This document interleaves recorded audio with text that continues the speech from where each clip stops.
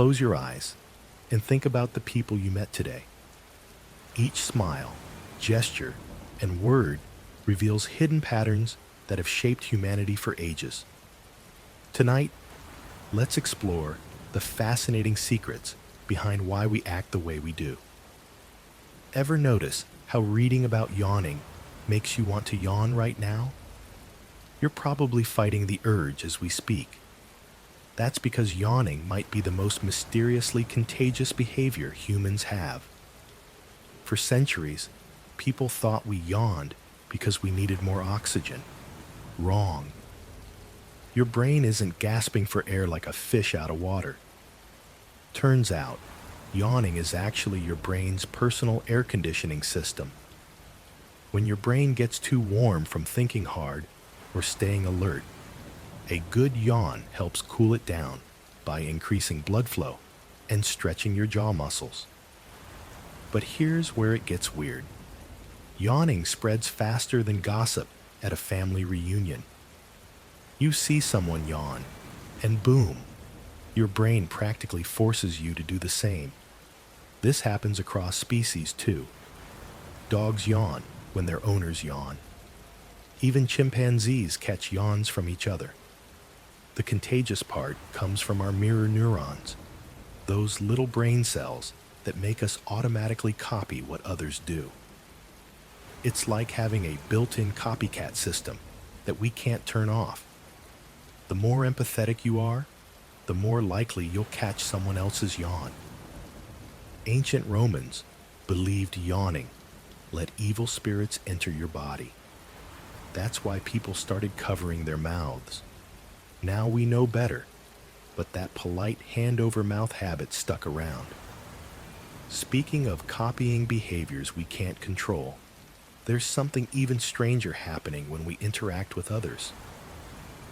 Have you ever noticed how you automatically smile when someone else smiles at you? Or how you unconsciously cross your arms right after the person you're talking to does the same thing? Well, you're not going crazy. You're experiencing something psychologists call the chameleon effect. We mirror each other constantly without even realizing it. When someone leans forward during conversation, you lean forward too. They tilt their head, you tilt yours. It happens so smoothly that neither of you notices. But here's what's fascinating. This unconscious mimicry actually serves a purpose. Studies show that people who mirror each other build stronger connections. Restaurant servers who subtly copy their customers' posture and speech patterns earn bigger tips. Job candidates who mirror their interviewers' body language are more likely to get hired. Makes sense, right?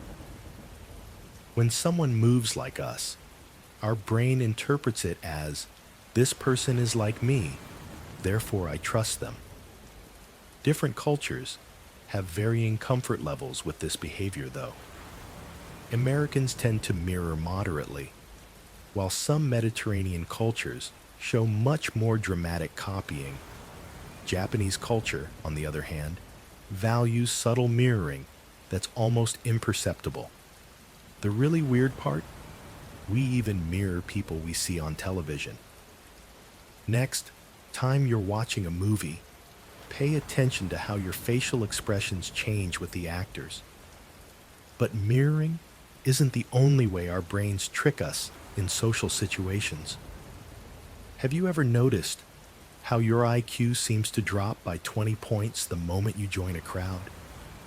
There's actually a name for this phenomenon, and it's been puzzling researchers for decades. When we're alone, we make calculated decisions. We weigh options carefully. But put us in a group, and suddenly, we're following the person in front of us like lemmings off a cliff. Well, not literally. That's actually a myth about lemmings, but you get the idea. The bystander effect perfectly demonstrates this crowd weirdness. In 1964, Kitty Genovese was attacked in New York, while 38 people watched from their windows. Nobody called for help. Why? Because everyone assumed someone else would do it. It's called diffusion of responsibility, and it happens when our individual accountability gets diluted in the group soup. Crowds also create something called de-individuation. Fancy word, simple concept. We lose our sense of individual identity and become part of the mob mentality. Think about how people act at concerts versus how they behave at the grocery store. Same humans, completely different behavior. The French Revolution, soccer riots, even flash mobs, they all follow similar psychological patterns. Individual reasoning gets overridden by collective emotion. But here's what's really fascinating about human behavior. Sometimes our brains completely shut off without any crowd involvement whatsoever. Ever notice how you can drive home from work and suddenly realize you don't remember a single turn you made? Welcome to your brain's autopilot mode, officially called the default mode network. This isn't some futuristic tech. It's ancient wiring that's been keeping humans alive for thousands of years. Your brain is basically lazy. Not in a bad way, but in a brilliant energy-saving way. It would rather run on cruise control than burn precious glucose making conscious decisions about every tiny thing. When you brush your teeth, tie your shoes, or walk familiar routes, autopilot kicks in faster than you can say, "Wait, did I lock the door?" But here's where it gets weird. That same autopilot that helps you navigate daily routines is also responsible for daydreaming. When your mind wanders during boring meetings or long showers, specific brain regions light up like a Christmas tree. Ancient humans used this mental downtime to process social relationships, plan hunts, and solve survival problems. The catch? Autopilot can backfire spectacularly. Ever walked into a room and completely forgotten why you went there? That's your brain switching between conscious and automatic modes. Modern life throws so many decisions at us that our ancient autopilot system gets overwhelmed. Speaking of overwhelming our ancient systems, wait until you hear how quickly we judge complete strangers. You have exactly 7 seconds. That's it. 7 measly seconds to make someone decide whether they like you, trust you, or want nothing to do with you ever again. Your brain works like a lightning-fast judge in those first moments. It's scanning everything, from how you're dressed to the way you hold your coffee cup. Wearing a suit? Boom. You're instantly perceived as more competent, even if you can barely tie your shoes. This happens whether we like it or not. Scientists call this the halo effect. One positive trait creates a glowing aura around everything else about you. Look confident. People assume you're also smart, funny, and probably great at parallel parking. But here's what's really wild about first impressions. They're almost impossible to change. Your brain treats that initial judgment like gospel truth. Even when presented with contradicting evidence later, it fights to protect that original opinion. It's like your mind becomes a stubborn lawyer defending a case it decided to take in the first 7 seconds. The craziest part? This lightning speed evaluation system evolved when meeting strangers could mean life or death. Now we use it to judge our barista's personality. Speaking of ancient survival mechanisms that still control us today, wait until you discover how medieval handshakes somehow became our modern greeting ritual. Throughout history, humans have performed countless rituals that seem to make perfect sense at the time. What's fascinating is how many of these ancient behaviors still control our daily actions without us even realizing it. Take handshaking, for instance. This simple gesture originated in medieval times as a way to prove you weren't carrying a weapon. Knights would extend their right hand, their sword hand, to show peaceful intentions. Now we shake hands at job interviews and business meetings, still subconsciously signaling trust and cooperation. Pretty wild that a medieval weapon check became our standard greeting, right? Then there's knocking on wood. Ancient cultures believed trees housed protective spirits. When people needed luck or wanted to avoid jinxing themselves, they'd literally knock on tree bark to wake up these friendly spirits. Today, you probably knock on your wooden desk after saying something optimistic, following a ritual that's thousands of years old. Even our stress relief behaviors echo ancient practices. Ever notice how you unconsciously tap your fingers or fidget with objects when anxious? Ancient cultures developed elaborate hand rituals and object manipulation ceremonies specifically for calming nerves. But here's where things get really interesting. The way we position our bodies reveals even deeper connections to our ancestral past, especially when we're trying to project confidence or authority. Your body speaks a language you've never consciously learned, yet everyone around you understands it perfectly. When you walk into a room with your shoulders back and chest open, people immediately sense your confidence. Slouch forward with crossed arms. You've just announced insecurity without saying a word. But here's what's fascinating. This isn't just about how others perceive you. Your posture literally rewires your brain chemistry.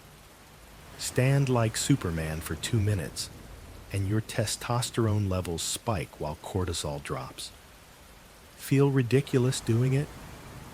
That's your brain fighting against a biological upgrade. Ancient warriors knew this instinctively. Viking berserkers would pound their chests and stretch tall before battle, not for show, but because their bodies were preparing their minds for combat. Japanese samurai spent years perfecting their stance because they understood that physical positioning controlled mental state. Modern boardrooms are just ancient battlefields in disguise. Watch any important meeting. The person taking up the most space usually controls the conversation. Legs spread wide, arms claiming territory on the table, leaning back in their chair like they own the place. Meanwhile, subordinates shrink inward, making themselves smaller. The weirdest part? You can hack your own confidence by changing how you sit right now. Your brain takes cues from your body, not the other way around. Speaking of bodies communicating without permission, wait until you discover why we're all obsessed with sharing other people's secrets. Deep down, we all love a good piece of gossip. Don't deny it. That juicy tidbit about your coworker's weekend drama or the latest celebrity scandal somehow feels irresistible. But why? Turns out, our brains are literally wired for social information gathering. Back when humans lived in small tribes, knowing who was trustworthy, who was cheating, and who had resources could mean the difference between survival and disaster. Gossip wasn't just entertainment, it was intelligence gathering. Your brain treats gossip like a social GPS system. It helps you navigate relationships, understand group dynamics, and figure out where you fit in the pecking order. That's why celebrity gossip feels so compelling. We're essentially practicing our social skills on famous strangers. Here's what's fascinating, though. When people share gossip, their brains release oxytocin, the same hormone involved in bonding and trust. So gossiping actually brings groups closer together. It creates an us versus them mentality that strengthens social bonds. The most interesting part? Gossip serves as informal education. Through other people's stories, We learn about consequences, social rules, and relationship dynamics without having to experience the drama ourselves. It's like getting a preview of life's lessons through someone else's mistakes. But there's another peculiar behavior that bonds us even more powerfully than sharing secrets. Laughter might seem simple, but it's one of the weirdest things humans do. We literally shake our bodies and make strange sounds when something amuses us. Even weirder, we laugh when we're nervous, scared, or completely uncomfortable. Ever notice how you giggle during awkward silences? That's your brain trying to diffuse social tension. Laughter works like a pressure valve, releasing built-up stress before it explodes into something worse. Your nervous system essentially tricks you into making noise to signal, "I'm not a threat," to everyone around you. But here's what gets really fascinating. Genuine laughter is incredibly contagious, spreading faster than gossip at a family reunion. When someone starts laughing authentically, mirror neurons in nearby brains fire automatically. You literally can't help but smile back. Different cultures have completely different humor styles too. Germans love wordplay that would make Americans groan. Japanese comedy often centers on embarrassment that would mortify most Europeans. Yet the physical act of laughing? Totally universal. A baby in Tokyo giggles the same way as one in Toronto.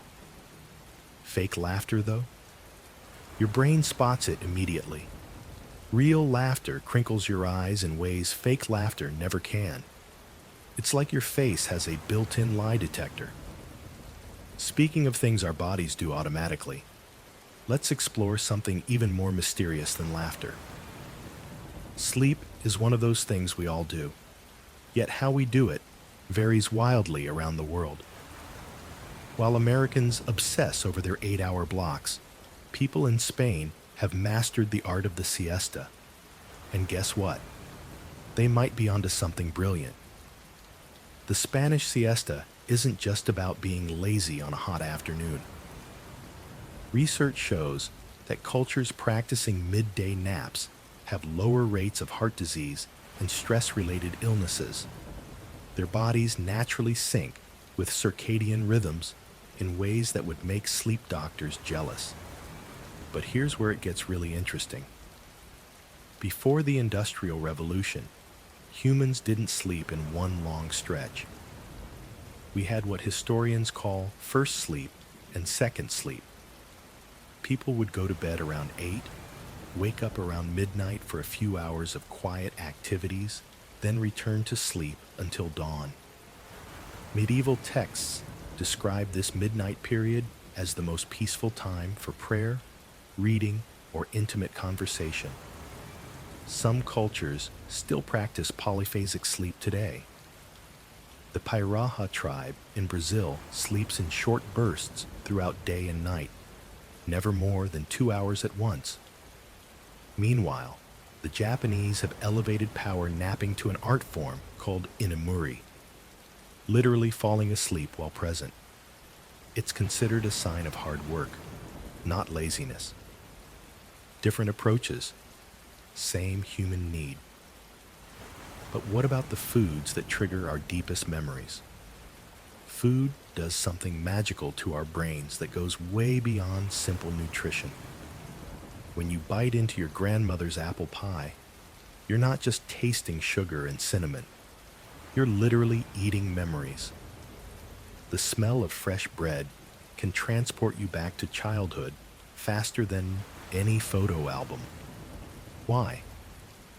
Your olfactory system connects directly to the brain's memory center. That's why comfort foods feel like emotional time machines. But here's where it gets wild. Different cultures find comfort in completely opposite foods. Americans reach for mac and cheese when stressed. Japanese people crave rice porridge. Brazilians want brigadeiros. Yet the psychological effect remains identical across all cultures. Your brain doesn't actually care what the food is. It cares about the emotional association. That's why hospital food tastes terrible even when prepared well. There's no love attached to it, no memories, no comfort. Stress literally changes how we taste things too. Cortisol, your stress hormone, makes sweet foods taste even sweeter and salty foods more appealing. Evolution programmed us to crave high-energy foods during tough times. Smart survival strategy, terrible for modern waistlines. The texture matters just as much as flavor. Creamy foods activate the same brain regions as gentle touch. Ice cream doesn't just taste good when you're sad. It feels like a hug. But sometimes our brains play tricks that go beyond taste and smell. Have you ever walked into a room and felt absolutely certain you'd been there before, even though you knew it was impossible? That eerie sensation has a name: déjà vu. And it's far weirder than most people realize. Your brain processes information incredibly fast. Sometimes there's a tiny glitch. One eye might send visual data to your brain a split second before the other. When the second image arrives, your brain thinks, wait, I've already seen this, even though it literally just happened microseconds earlier. It's like your brain is pranking itself. But here's what makes it really strange. Déjà vu actually increases when you're tired or stressed. That's because fatigue makes your neural pathways less reliable. Think of it like a computer running too many programs at once. Things start to lag and duplicate. There are different types too. Some people experience déjà vécu, where they feel like they've lived through an entire sequence of events before. Others get déjà senti, the feeling of having felt a particular emotion in that exact moment previously. Ancient cultures had fascinating explanations. Greeks thought it meant your soul was remembering past lives. Some believed it was glimpses of parallel universes bleeding through. Modern neuroscience suggests it's just your temporal lobe having a brief moment of confusion. Speaking of confusion, wait until you discover how colors mess with your mind in ways you never expected. Red makes you hungry. That's not just marketing nonsense. It actually triggers appetite centers in your brain. McDonald's didn't pick those colors by accident. Red increases your heart rate by about 15% and creates a sense of urgency. Ever notice how many clearance sale signs are bright red? Blue does the opposite. It slows your pulse and releases calming chemicals. Hospitals paint their walls soft blue for good reason. Patients heal faster when surrounded by cool blues and greens. Your blood pressure literally drops when you stare at blue for just 3 minutes. But here's what gets really weird. Pink makes even the toughest people feel weaker. Some prisons paint holding cells Baker Miller pink because it drains aggression within minutes. Football coaches have painted opposing team locker rooms pink to sap their energy before games. Yellow boosts your mood, but also makes you more likely to argue. Fast food restaurants use it to make you happy about spending money, then get you out quickly. Green reduces eye strain and helps you focus, which explains why old-school accountants used green desk lamps. Ancient Egyptians understood this thousands of years ago. They used specific colors in temples to create desired emotional states. Modern science just proved them right. Your bedroom color affects how well you sleep, but most people choose the worst possible shades. Ever notice how you automatically step back when someone gets too close in line? That invisible bubble around your body isn't just politeness. It's hardwired into your brain. Your personal space changes dramatically depending on who's nearby. With strangers, most people need about 4 feet of breathing room, but with close friends, that shrinks to just 18 inches. Family members can get even closer without triggering your internal alarm system. The elevator phenomenon perfectly demonstrates this weirdness. Normally, facing away from people while standing inches apart would be incredibly rude. But somehow, staring at floor numbers becomes the universal solution to this spatial nightmare. Everyone pretends to be fascinated by which floor is lighting up next. Different cultures handle personal space completely differently too. Northern Europeans typically need more room than Mediterranean folks. Americans want their bubble, while people from warmer climates often stand much closer during conversations. What's fascinating is how these boundaries shift with power dynamics. Ever notice how confident people seem to take up more space? They spread out, lean back, claim territory. Meanwhile, anxious individuals literally shrink their footprint. These territorial instincts trace back thousands of years when protecting your space meant survival. Your ancestors needed to quickly assess who posed a threat based on proximity. But wait until you discover why your brain makes you procrastinate on important tasks while happily organizing your sock drawer. Procrastination might be the most universally human behavior on the planet. We all do it. We all hate ourselves for doing it. And yet somehow, we keep doing it anyway. Your brain is basically a toddler demanding instant gratification. When faced with a difficult task, it screams, "But I want the fun thing now." The prefrontal cortex, your adult brain, tries to reason with it, but the limbic system throws a tantrum every single time. Ancient Greek philosophers had a word for this: akrasia. It means acting against your better judgment. Even Aristotle was probably putting off his philosophy homework to reorganize his scrolls, or whatever counted as productive procrastination back then. But here's the twisted part. Some procrastination actually works. Leonardo da Vinci was a legendary procrastinator, and look how that turned out. The Mona Lisa took him 16 years to finish. Sometimes, your subconscious needs time to marinate on problems while you're busy avoiding them. The real kicker?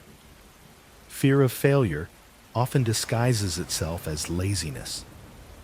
If you never finish that novel, no one can tell you it's terrible. Makes perfect sense in a completely irrational way. Your brain treats future you like a completely different person. Present you thinks future. You will magically have more motivation, better focus, and probably superpowers. Yet something fascinating happens when we actually understand what drives us to act. Your gut feeling about that job interview was spot on. That person who gave you bad vibes turned out to be trouble. Welcome to the mysterious world of intuition, where your brain processes thousands of tiny details without you even realizing it. Scientists have discovered that our subconscious mind works like a supercomputer, analyzing facial expressions, body language, vocal tones, and environmental cues at lightning speed. While your conscious mind is busy thinking about what to say next, your intuitive system is already reaching conclusions. Mothers develop particularly strong intuitive abilities. Evolution favored women who could sense danger or illness in their children before obvious symptoms appeared. This heightened awareness helped ensure survival for generations. But here's what's fascinating. Your intuition is most accurate when you're making decisions about people and situations, not complex analytical problems. That's why successful business leaders often say they go with their gut for hiring decisions, but use data for financial choices. Ancient cultures understood this wisdom long before modern neuroscience. Shamans, wise elders, and spiritual leaders were often those who had learned to trust and interpret their inner knowing. The key is learning when to listen. Your intuition works best when you're relaxed and not overthinking. Stress and anxiety can scramble those subtle internal signals. Speaking of signals, did you know your face reveals emotions you're trying to hide? Your face tells the same story, whether you're born in Tokyo or Texas. Happiness looks identical across every culture on Earth. That genuine smile with crinkled eyes, universal. Fear with widened eyes and dropped jaw, same everywhere. Charles Darwin figured this out way before modern research confirmed it. He noticed that emotional expressions weren't learned behaviors, but hardwired human responses. Makes sense, right? If Caveman Joe needed to communicate danger without making noise, his facial expression had to be instantly recognizable to Caveman Steve from a different tribe. Here's what blew my mind, though. Children born blind develop the exact same facial expressions as sighted kids. They've never seen a smile, yet they smile perfectly when happy. They scrunch their face in disgust without ever witnessing someone else do it first. But cultural display rules change everything. Japanese culture emphasizes emotional restraint in public. Americans tend to be more expressive. Russians often maintain neutral faces that other cultures might read as unfriendly. The emotions underneath remain identical, but the volume gets adjusted based on social expectations. Then there are micro-expressions. These tiny facial movements last just milliseconds and reveal true feelings before we can mask them. Law enforcement and psychologists study these fleeting signals to detect deception. The music that moves us operates on similar universal principles, though each culture adds its own distinctive rhythm to the emotional symphony. Music hits your brain faster than you can think about it. Within milliseconds, your heart rate starts sinking to the beat. That's not poetry. That's your nervous system responding to sound waves like they're marching orders. Ancient healers knew something we're just rediscovering. They used specific rhythms to calm anxiety, drums to energize warriors, and flutes to ease pain. Turns out, they weren't being mystical. They were doing neuroscience without knowing it. Here's what gets really weird. Sad music actually makes most people feel better, not worse. Your brain releases prolactin, the same hormone that helps mothers bond with babies, when you listen to melancholy melodies. It's like getting a chemical hug from your own head. Ever wonder why some songs give you chills? When music hits just right, your brain dumps dopamine like you've just won the lottery. Those goosebumps aren't random. They're your reward system going haywire over organized sound. Different cultures use completely different scales and rhythms, but certain emotional responses stay the same everywhere. A mother's lullaby sounds soothing, whether it's sung in Tokyo or Tanzania. Fast beats make everyone want to move, regardless of the language. The strangest part? Your playlist might be revealing more about your personality than your conversations do.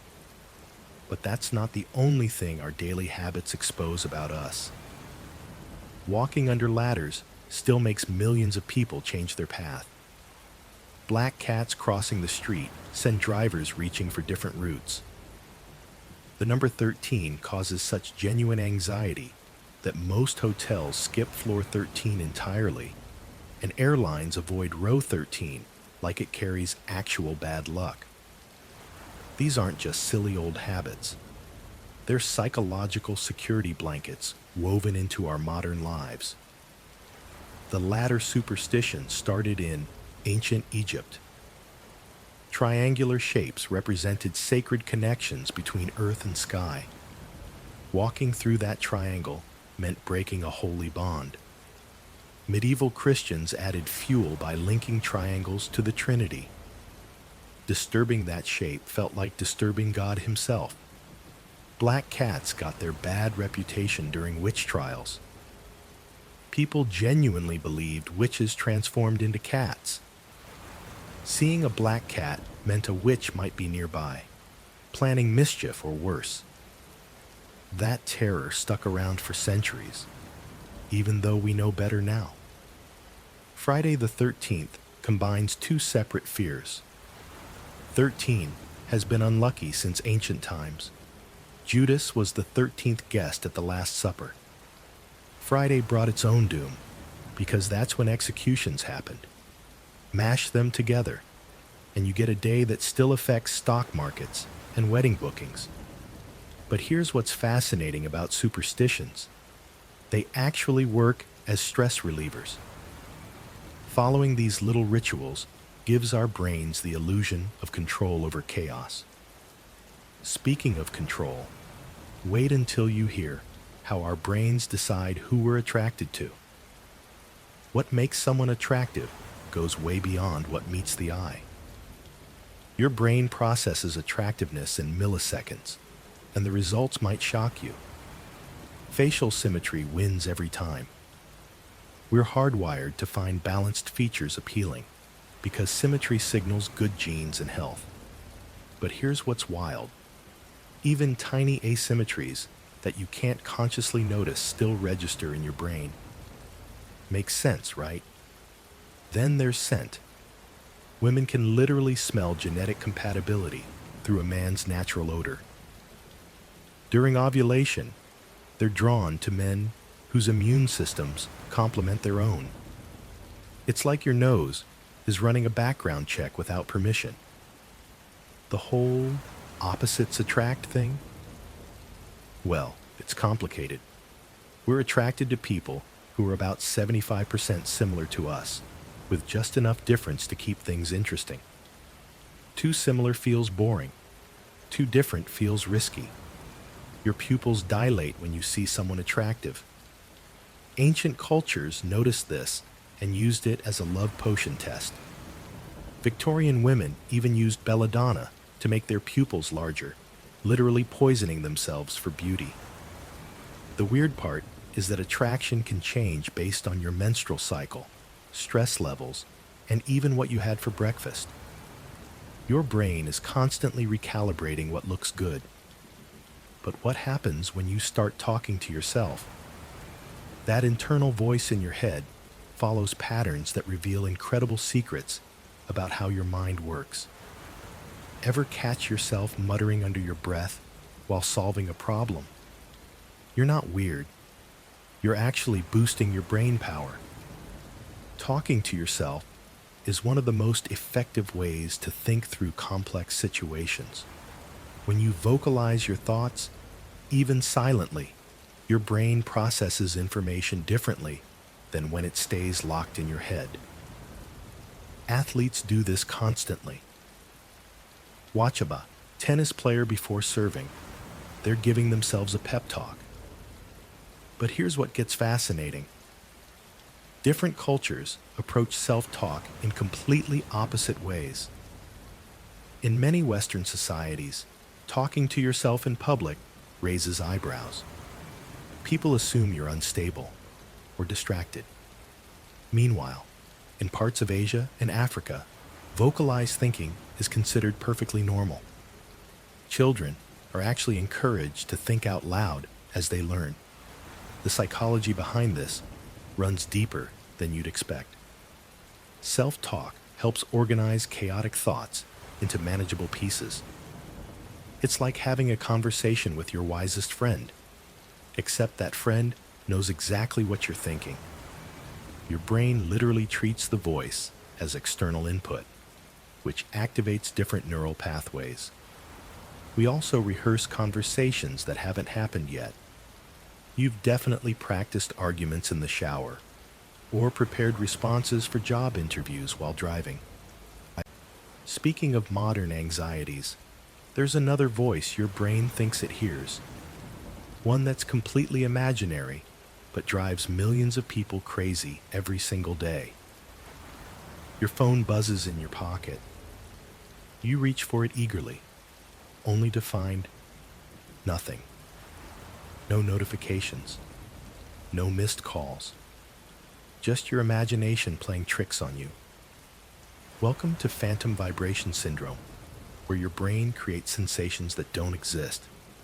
And before you think you're losing your mind, studies show that 89% of college students experience this regularly. But here's what's really happening.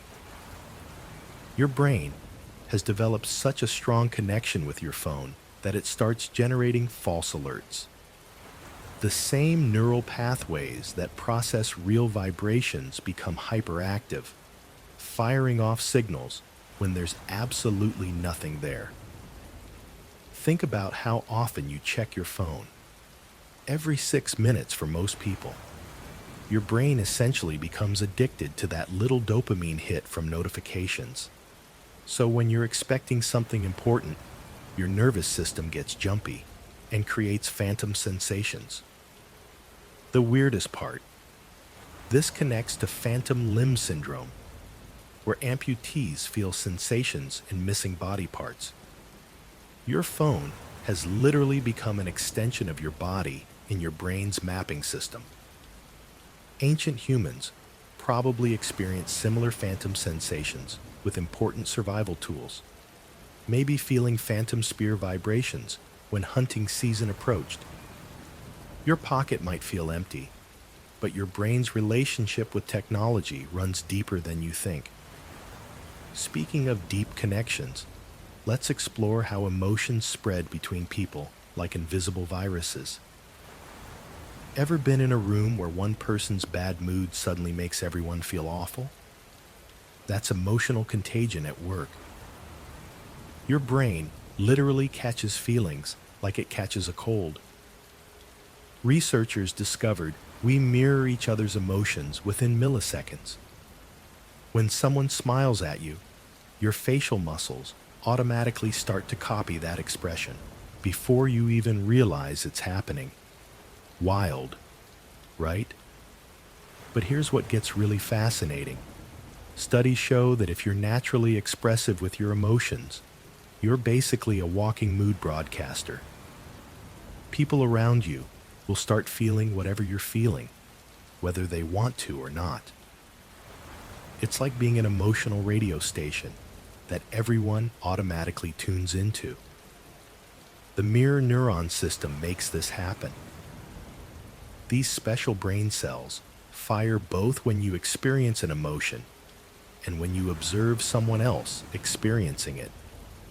Ancient cultures knew this too. They created group rituals specifically to sync everyone's emotional state. Think drumming circles or synchronized chanting. Modern research proves what shamans understood thousands of years ago. Groups that emotionally sync together perform better, trust more, and feel more connected. Even your heart rate starts matching people you're emotionally connected with. The most emotionally contagious person in any group essentially becomes the mood leader. Whether they realize it or not, they're steering everyone's emotional ship. Speaking of gifts, though, there's something equally mysterious about why giving presents affects our brains so powerfully. Ever notice how good it feels to surprise someone with a thoughtful gift? Turns out, there's actual brain chemistry behind that warm, fuzzy feeling. When we give gifts, our brains release dopamine, serotonin, and oxytocin all at once. It's like a happiness cocktail mixed by evolution itself. But here's what gets really interesting. The person giving the gift often experiences more joy than the person receiving it. Researchers call this the giver's glow. and it can last for weeks after the gift exchange. Your brain literally rewards you more for being generous than for getting stuff. Ancient cultures understood this connection instinctively. The potlatch ceremonies of Pacific Northwest tribes weren't just about showing wealth. They were about creating social bonds through elaborate gift-giving competitions. Chiefs would give away everything they owned, knowing it strengthened their community ties. Different cultures have fascinating gift rules too. In Japan, the wrapping is often more important than the gift itself. Russians consider even numbers of flowers bad luck for celebrations. And in many Middle Eastern cultures, refusing a gift 3 times before accepting is considered polite. The psychology runs deeper than politeness, though. Gifts create what anthropologists call reciprocal obligations. When someone gives us something meaningful, we feel compelled to return the favor somehow. Speaking of psychological compulsions, there's another behavior we all share that's even more automatic than gift giving. Your morning coffee at exactly 7:15, the same route to work, parking in that familiar spot. We cling to routines like emotional security blankets, and there's a fascinating reason why. Your brain absolutely loves predictability. When you follow the same pattern day after day, your mind can run on autopilot, saving precious mental energy for bigger decisions. It's like having a personal assistant who handles all the boring stuff while you focus on what matters. But here's what's really interesting. Routines don't just save brain power. They actually reduce stress hormones in your body. When everything follows a familiar script, your nervous system stays calm. No surprises means no alarm bells. Think about how unsettled you feel when your usual routine gets disrupted. Flight delayed? Coffee shop closed? Suddenly, your whole day feels off kilter. That's your brain frantically trying to recalibrate without its trusted roadmap. Ancient cultures understood this instinctively. They built elaborate daily rituals around sunrise prayers, meal preparation, and evening ceremonies. These weren't just traditions. They were psychological anchors that kept entire communities emotionally stable. Even small routines matter. People who eat breakfast at the same time report feeling more in control of their lives. Those who follow bedtime routines sleep better and wake up less anxious. The comfort of knowing what comes next is deeply human. Speaking of human quirks, wait until you discover how powerfully the past can hijack our present emotions. Nostalgia isn't just a pleasant daydream. It's your brain playing elaborate psychological tricks on you. When you remember that perfect summer vacation or your grandmother's kitchen, your mind is literally rewriting history. The brain has this sneaky habit of filtering out the bad stuff and highlighting the good. That mosquito bite that ruined your camping trip? Gone. The sunburn that made you miserable? Deleted. What remains is this golden-tinted memory that feels more real than reality itself. But here's what makes this really fascinating. Nostalgia actually serves a purpose. When you're feeling down or disconnected, those rose-colored memories act like emotional medicine. They remind you that good times existed and can exist again. It's like having a personal therapist who only tells you about your wins. Different cultures handle nostalgia in completely different ways too. Some societies spend hours sharing stories about the old days, while others focus entirely on the future. Americans tend to get nostalgic about childhood summers and family gatherings. Europeans often reminisce about local traditions and community celebrations.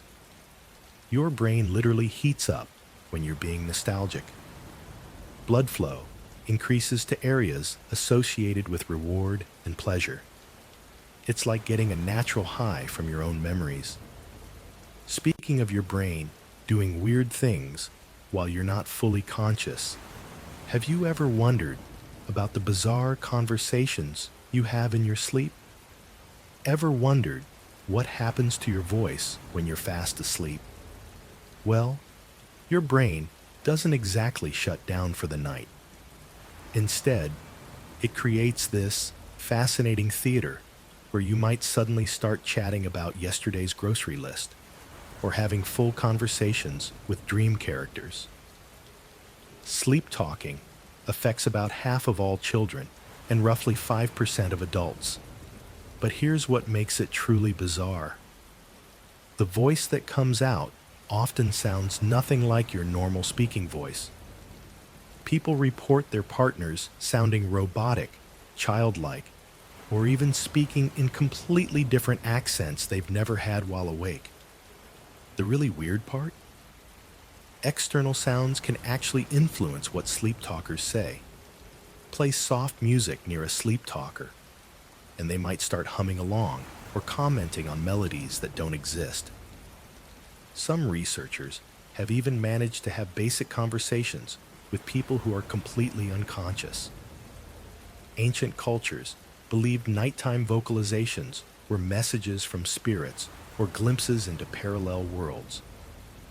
While modern research shows it's just your brain processing memories and emotions, there's still something mysteriously enchanting about these midnight monologues. Most sleep talking happens during lighter sleep phases, when your mind is partially awake, but your body remains paralyzed. It's like having a broken telephone line between consciousness and dreams. Speaking of broken connections, there's another peculiar human tendency that involves accumulating things we might never actually need. Ever wonder why some people have entire rooms dedicated to stamps, while others can't throw away old magazines? The urge to collect runs deeper than you might think. Humans are natural gatherers. Our ancestors survived by hoarding food, tools, and useful materials. That same wiring still fires in our brains today. When someone collects baseball cards or vintage teacups, they're following an ancient survival script that whispers, "You might need this someday." But collecting isn't just about having stuff. It's about control and comfort. Each new addition to a collection provides a tiny hit of accomplishment. Completing a set releases the same brain chemicals as solving a puzzle or winning a game. Children start collecting rocks, stickers, or toy cars around age 7. Makes sense, right? They're learning to categorize, organize, and create order in their world. Adults do the same thing, just with more expensive objects and fancier display cases.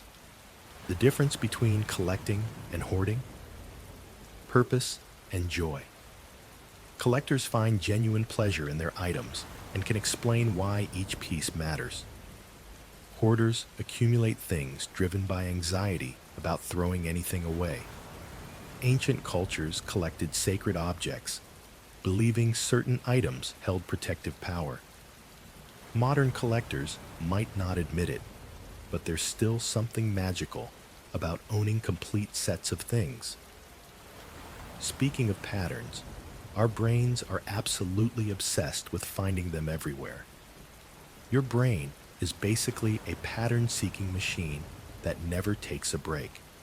It's constantly scanning everything around you, desperately trying to make sense of chaos by finding familiar shapes and connections. Ever see a face in your morning toast? That's pareidolia at work. Your mind is so obsessed with recognizing faces that it'll create them anywhere.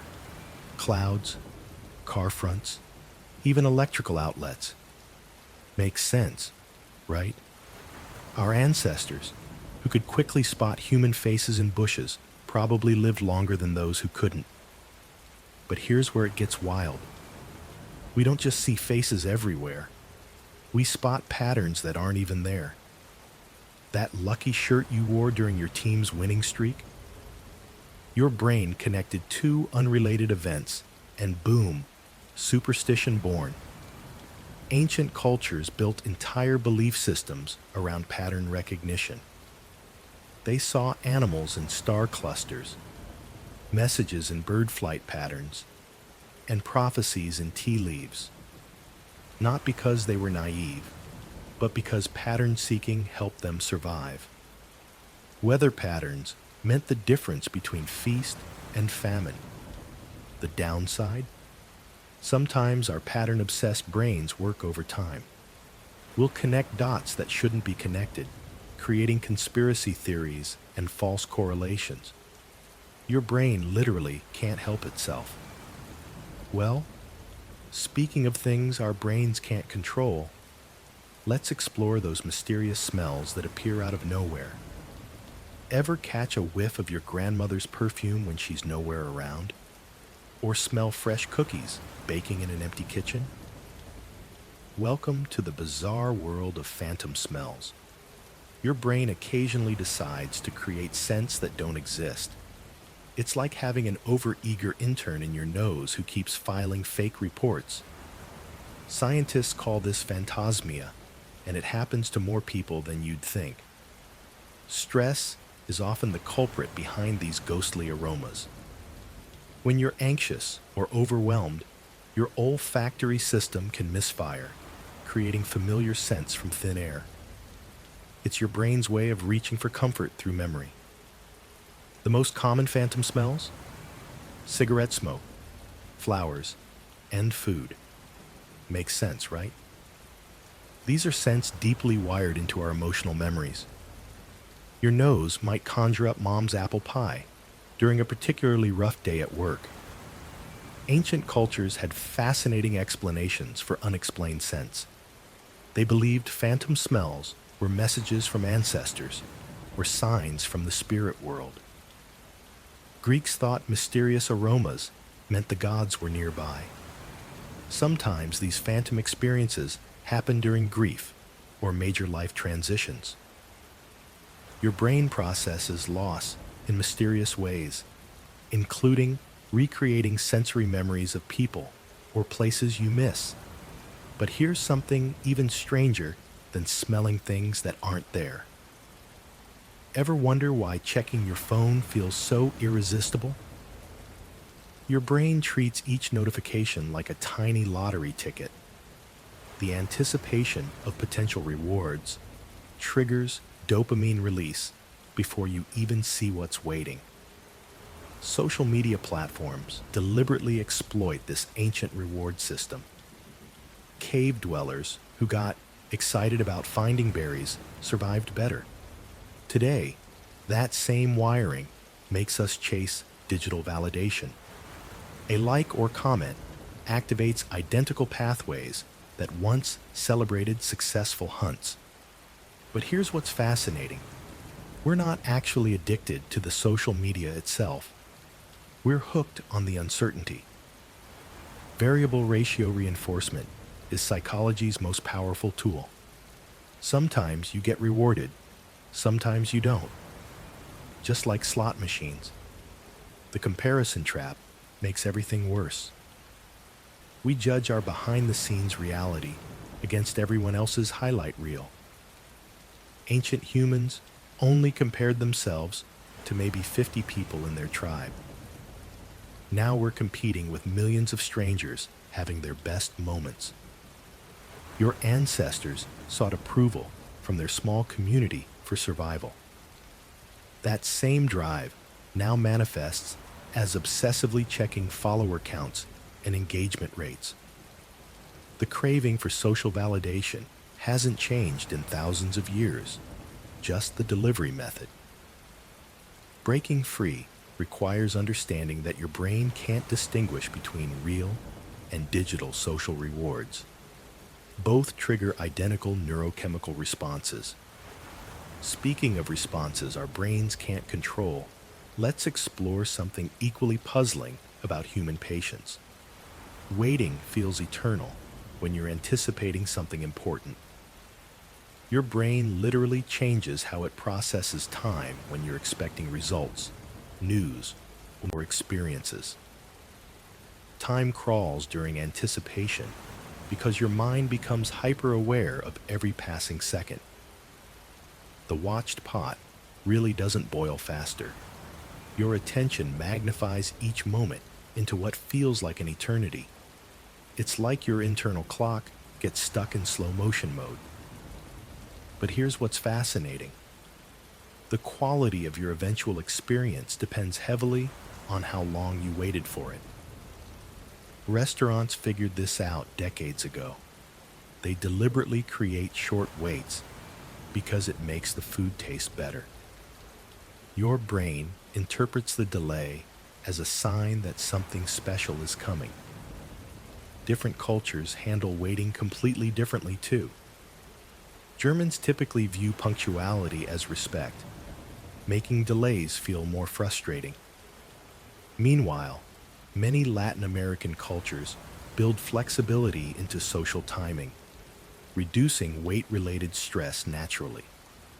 Ancient philosophers actually developed meditation techniques specifically for managing anticipation anxiety.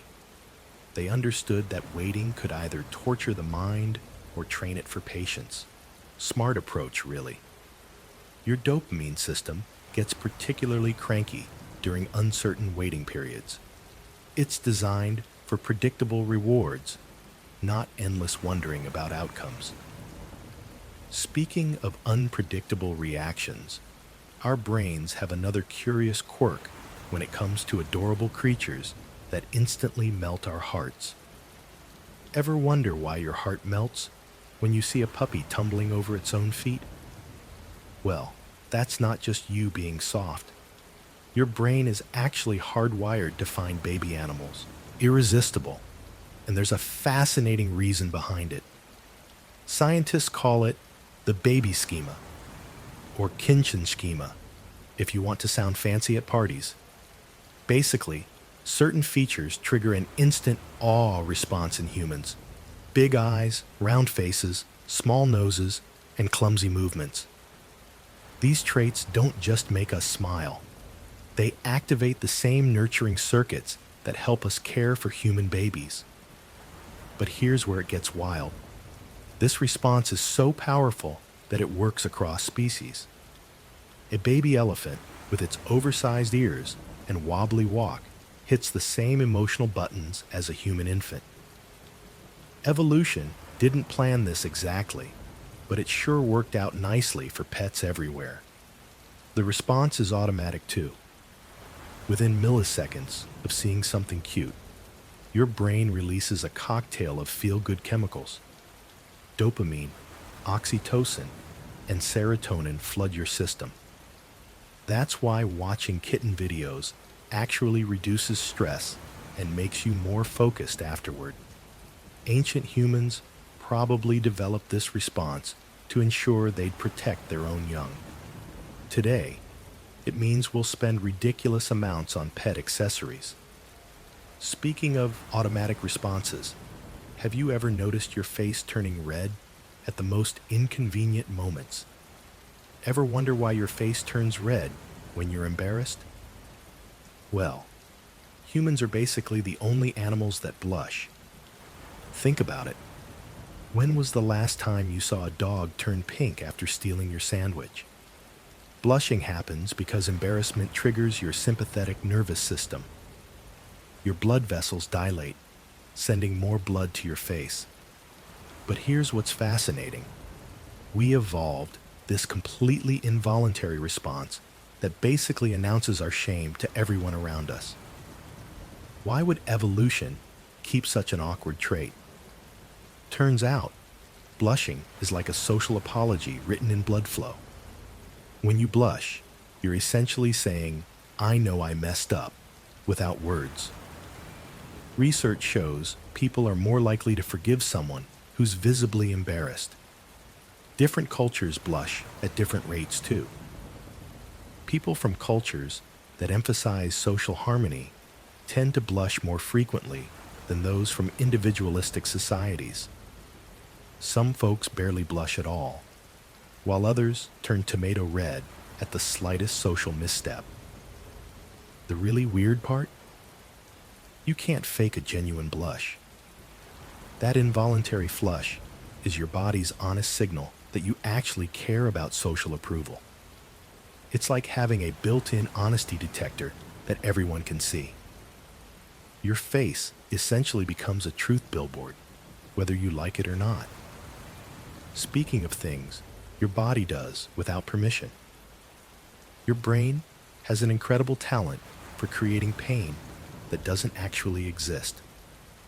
Phantom pain happens when your mind generates very real sensations of hurt, burning, or aching in body parts that aren't even there anymore. Amputees experience this constantly. They feel their missing hand cramping or their absent foot itching.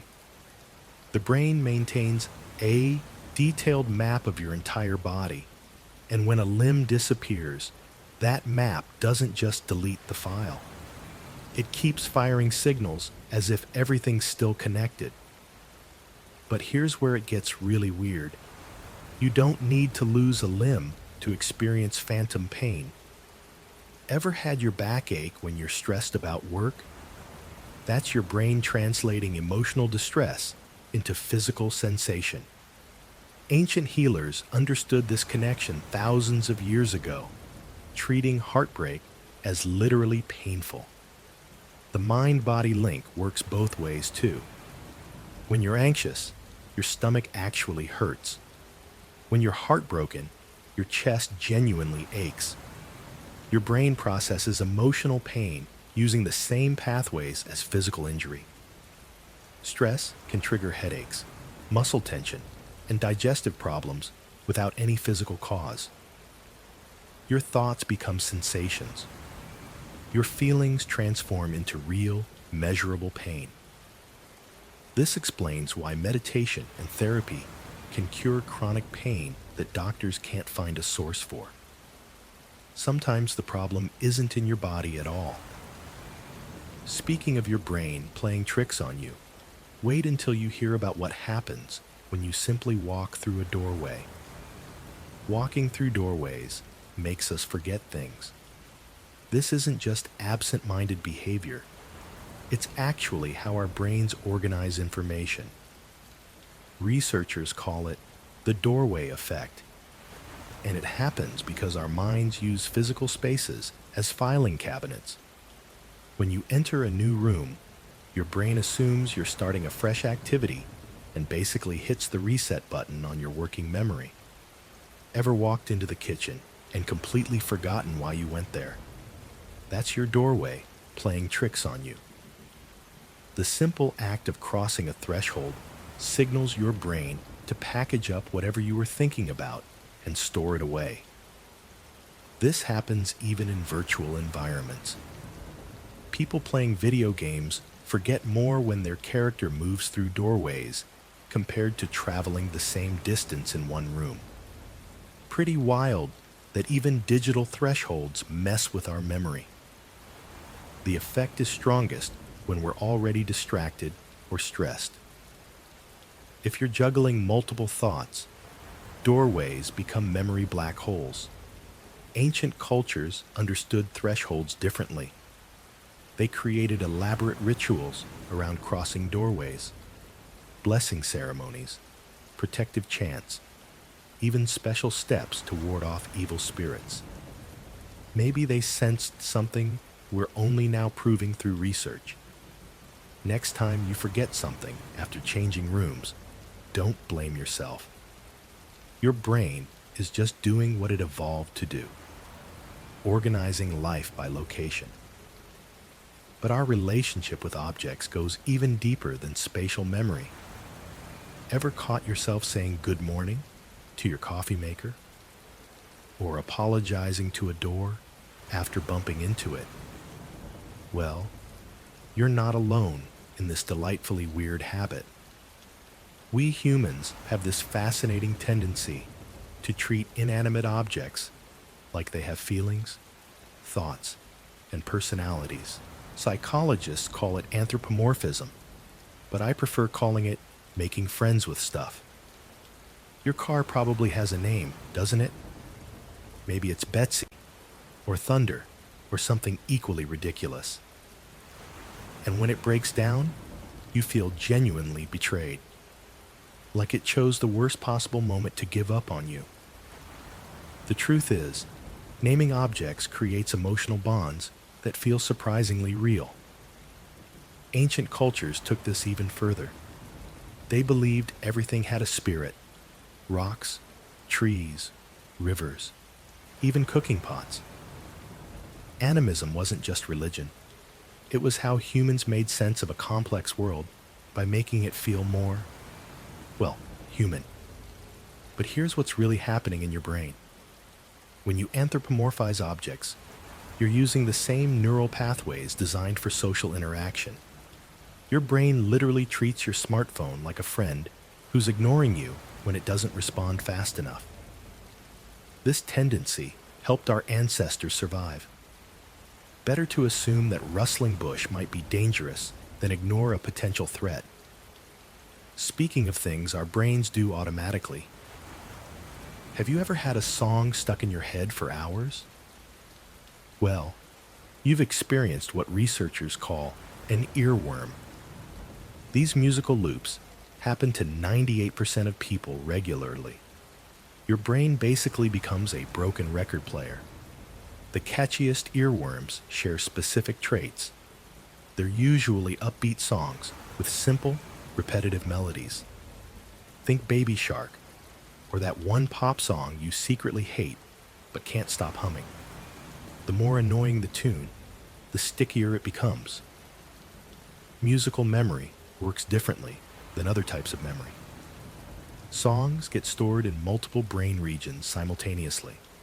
Melody in one area, lyrics in another, rhythm somewhere else entirely. When one piece activates, the whole network fires up like dominoes falling. Here's what's fascinating. Earworms often strike when your mind is idle. Walking, showering, doing dishes. These mundane moments give your brain permission to loop that 3-second chorus endlessly. It's like your subconscious DJ has terrible taste in music. To stop an earworm, you need to disrupt the loop. Chew gum, solve a puzzle, or listen to the entire song from start to finish. Sometimes the only cure is completion. Ancient cultures understood repetitive chants could induce trance states. Maybe our modern earworms serve a similar hypnotic purpose. But some people collect more than just songs in their heads. Remember that old stuffed animal you couldn't sleep without as a kid? Well, here's something that might surprise you. Most adults still have comfort objects. They just hide them better. That worn-out sweater hanging in your closet that you never wear but can't throw away. That's your adult security blanket. Maybe it's a lucky pen, a favorite mug, or even a specific pillow you take on trips. These objects trigger the same psychological response they did when you were 5 years old. But why do grown humans still need these things? Your brain forms emotional attachments to objects that were present during moments of safety or happiness. It's like your mind creates a backup file of comfort that can be accessed anytime you touch or see that special item. Different cultures have fascinating approaches to comfort objects. In Japan, many adults openly carry small comfort items called omamori, protective charms that reduce anxiety. Ancient Romans wore specific rings and amulets for the same reason. The really interesting part? People who regularly use comfort objects actually show lower stress hormone levels during challenging situations. Your childhood teddy bear wasn't just cute. It was training your nervous system to self-soothe. Speaking of numbers and their mysterious power over us, wait until you hear why certain digits make some people feel incredibly lucky, while others avoid them completely. Numbers hold a strange power over us that goes way beyond simple math. Everyone has that one number that just feels right, doesn't they? Maybe it's 7 because you were born in July, or 13 because everyone else thinks it's unlucky, but you're rebellious like that. Your brain actually forms emotional attachments to numbers the same way it bonds with people. Wild, right? When something good happens on the 15th, that number gets filed away as lucky in your mental database. Our ancestors noticed this too. They believed certain numbers could protect them or bring fortune. But here's where it gets really interesting. Your favorite number influences decisions you don't even realize you're making. People named Robert are more likely to live in cities starting with R. Folks with birthdays on the 23rd subconsciously gravitate toward addresses containing those digits. It's called implicit egotism, and your favorite number is part of that unconscious bias. Then there's the cultural layer. 4 is terrifying in many Asian countries because it sounds like death. Meanwhile, 8 brings prosperity because it resembles the infinity symbol. These beliefs are so strong that buildings skip floor 4 entirely. The strangest part? Even people who claim they're not superstitious still avoid certain numbers and favor others. Your brain can't help but assign meaning where none exists. Speaking of things we can't help but keep. Ever notice how your closet is full of clothes you never wear, but you can't throw them away? Or that drawer stuffed with cables you might need someday? Welcome to the scarcity mindset, your brain's ancient survival system working overtime in a modern world. Our ancestors faced real shortages. Food was scarce, tools broke and couldn't be replaced easily. So those who saved everything had better survival odds. That broken spear tip? Keep it. Those extra berries? Store them. This hoarding instinct literally kept humans alive for thousands of years. But here's the twist. Your brain hasn't caught up to Amazon Prime delivery yet. It still thinks we're living in caves, where losing something means going without forever. That's why you keep every phone charger from the last decade, just in case. Different cultures show this behavior in fascinating ways. Japanese families often keep items for generations, believing objects hold memories and energy. Meanwhile, Scandinavian cultures have embraced minimalism as a reaction against this very tendency. Yet even minimalists often have that one junk drawer they refuse to tackle. The uncertainty factor makes it worse. The less control we feel over our future, the more stuff we stockpile. It's psychological armor against an unpredictable world. Speaking of unpredictable responses, wait until you discover what happens when your gut literally tries to think for you. Your stomach contains over 100 million nerve cells. That's more than your spinal cord has. This second brain in your belly doesn't just digest food. It's constantly chatting with your head brain about how you're feeling. When something feels off about a person or situation, your gut literally knows first. Those butterflies before a big presentation? Your enteric nervous system is processing stress signals faster than your conscious mind can catch up. Ancient cultures called this belly wisdom for good reason. The gut-brain highway runs both ways, though. Ever notice how anxiety makes your stomach churn? Or how excitement kills your appetite? Your emotions take the express route straight to your digestive system. No wonder we say we have gut reactions to things. This connection explains why some people get stomach aches during stressful periods, even when nothing's physically wrong. Your intestines are literally feeling your feelings. Food poisoning aside, that queasy sensation might be your gut trying to tell you something important about your environment. The Japanese have a beautiful word for this, hara, meaning the vital center in your abdomen where intuition lives. They believe major life decisions should come from this place, not just your head. But your gut feelings aren't the only phantom sensations your body creates. Your brain keeps a detailed map of your entire body. Every finger, toe, and limb has its own designated space in your neural wiring. But what happens when a part of that body suddenly disappears? People who lose limbs often continue feeling sensations in their missing arms or legs for years afterward. They might feel an itch on a hand that's no longer there, or pain in a foot that was amputated months ago.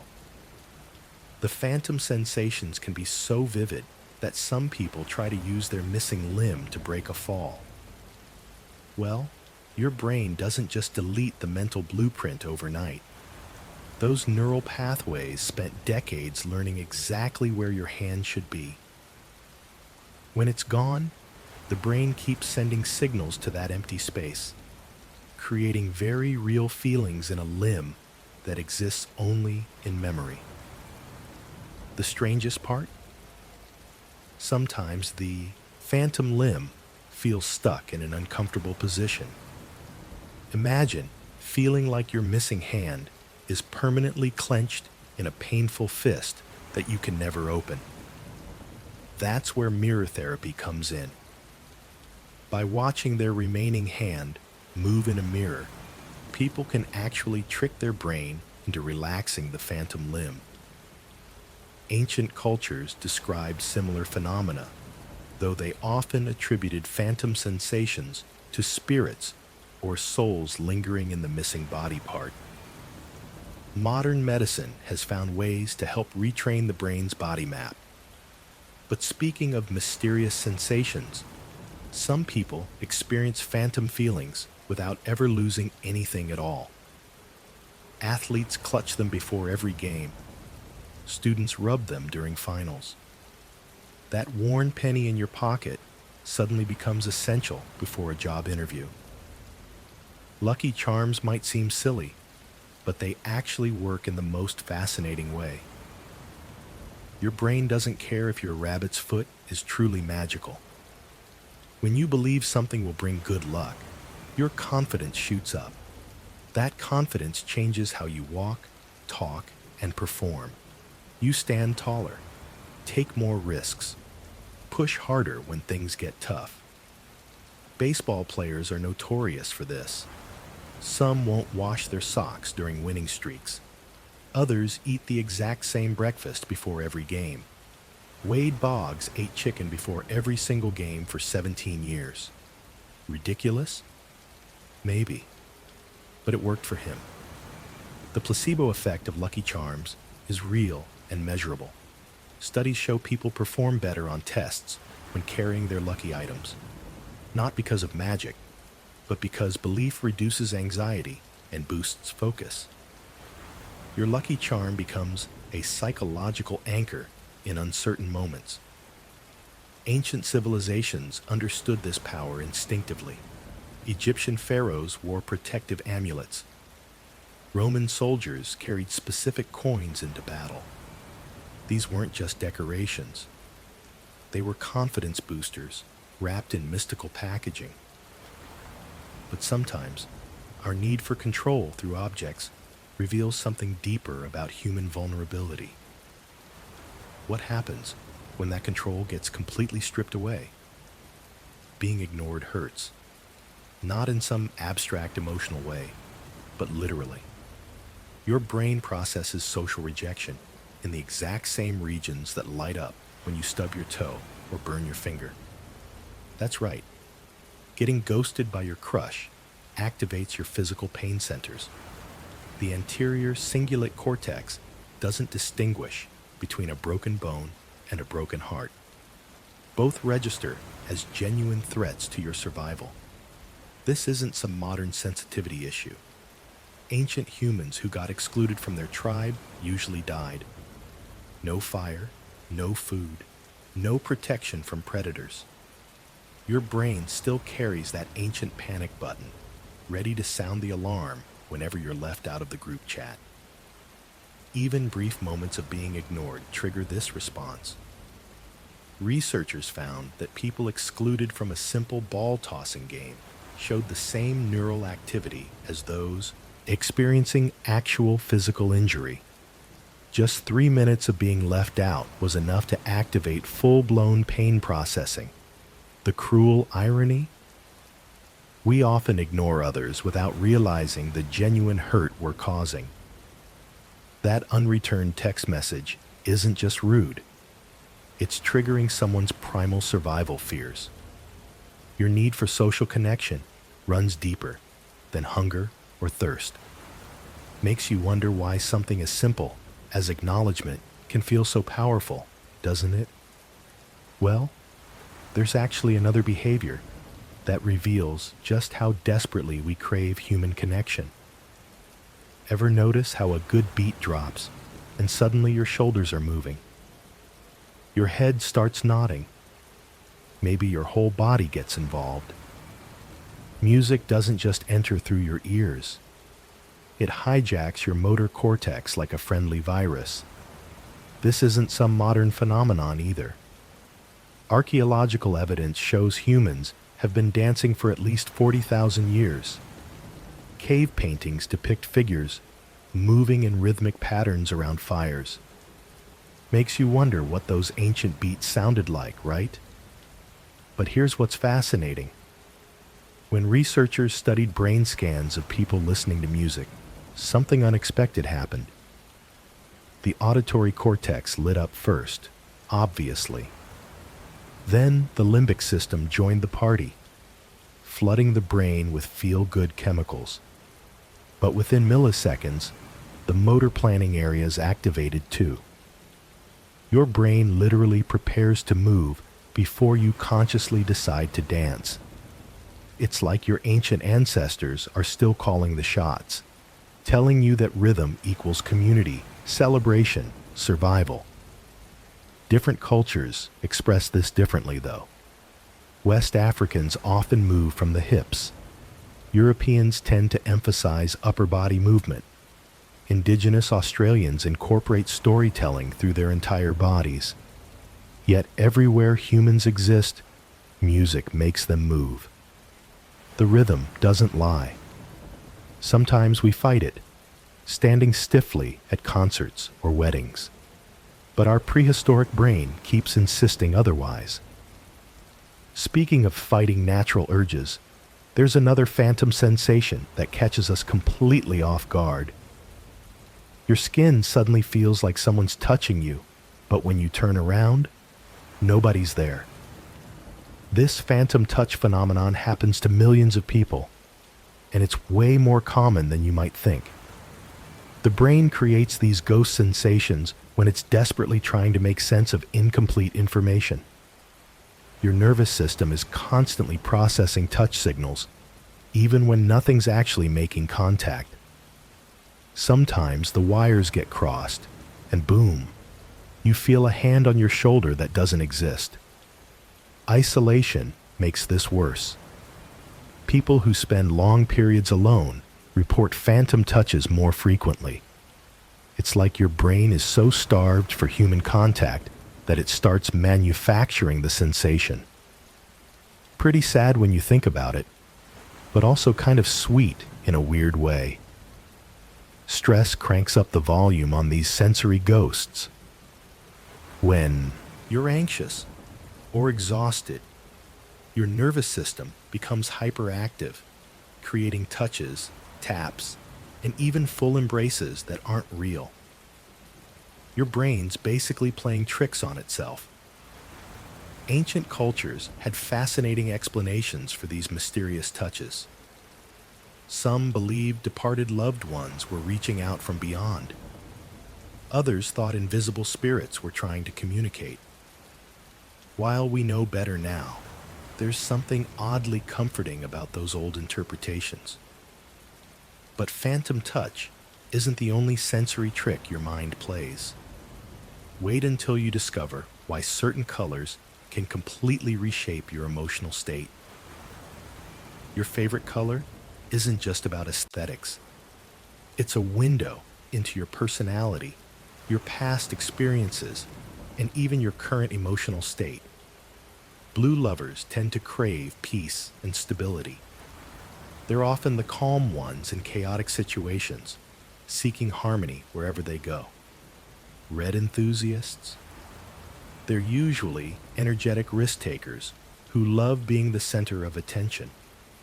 Green fans typically value growth and balance, while yellow devotees are often optimists who brighten every room they enter. But here's what's fascinating. Your color preference changes as you age. Children gravitate toward bright, bold colors because their developing brains are wired to notice high-contrast stimuli. As we mature, many shift toward more muted tones. It's like our eyes are seeking visual comfort food. Culture plays a huge role too. In Western societies, white represents purity and weddings. In some Eastern cultures, it symbolizes mourning and death. Yet somehow, across all cultures, people still develop deeply personal relationships with specific colors. Ancient civilizations believed colors held actual power. Egyptians used gold for divinity, while Romans associated purple with royalty. They weren't wrong about the psychological impact. Modern therapy actually uses color to influence mood and behavior. Your brain processes your favorite color differently than others, releasing feel-good chemicals when you see it. Meanwhile, certain faces trigger completely different psychological responses that have puzzled researchers for decades. Look at any magazine cover or movie poster, and you'll notice something fascinating. The faces that grab our attention most aren't necessarily the most unusual ones. They're the most balanced. Symmetrical faces literally make our brains light up with pleasure. Your mind processes facial symmetry in less than 100 milliseconds. That's faster than you can blink.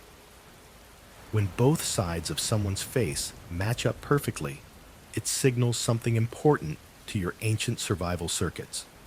Health, good genes, strong immune system. But here's what's really wild. We're not just attracted to symmetrical faces in romance. We trust symmetrical-faced politicians more.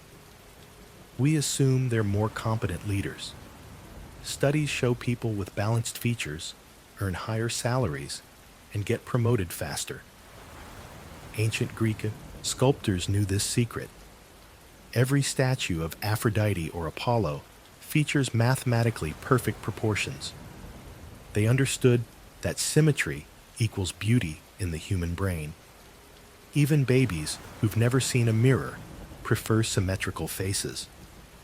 Show us 6-month-old photos of balanced versus unbalanced features, and they'll stare longer at the symmetrical ones every single time. The strangest part?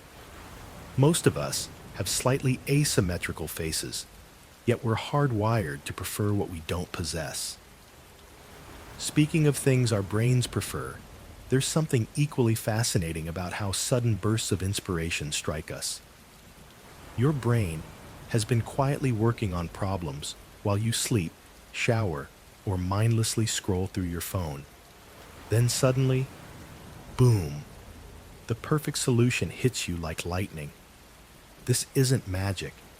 It's your default mode network finally getting its moment to shine.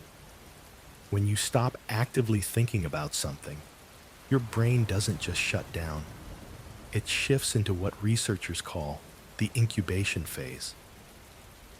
All those scattered thoughts and half-formed ideas start connecting in ways your conscious mind never considered. It's like having a brilliant assistant working the night shift while you're completely unaware. The shower phenomenon is real, by the way.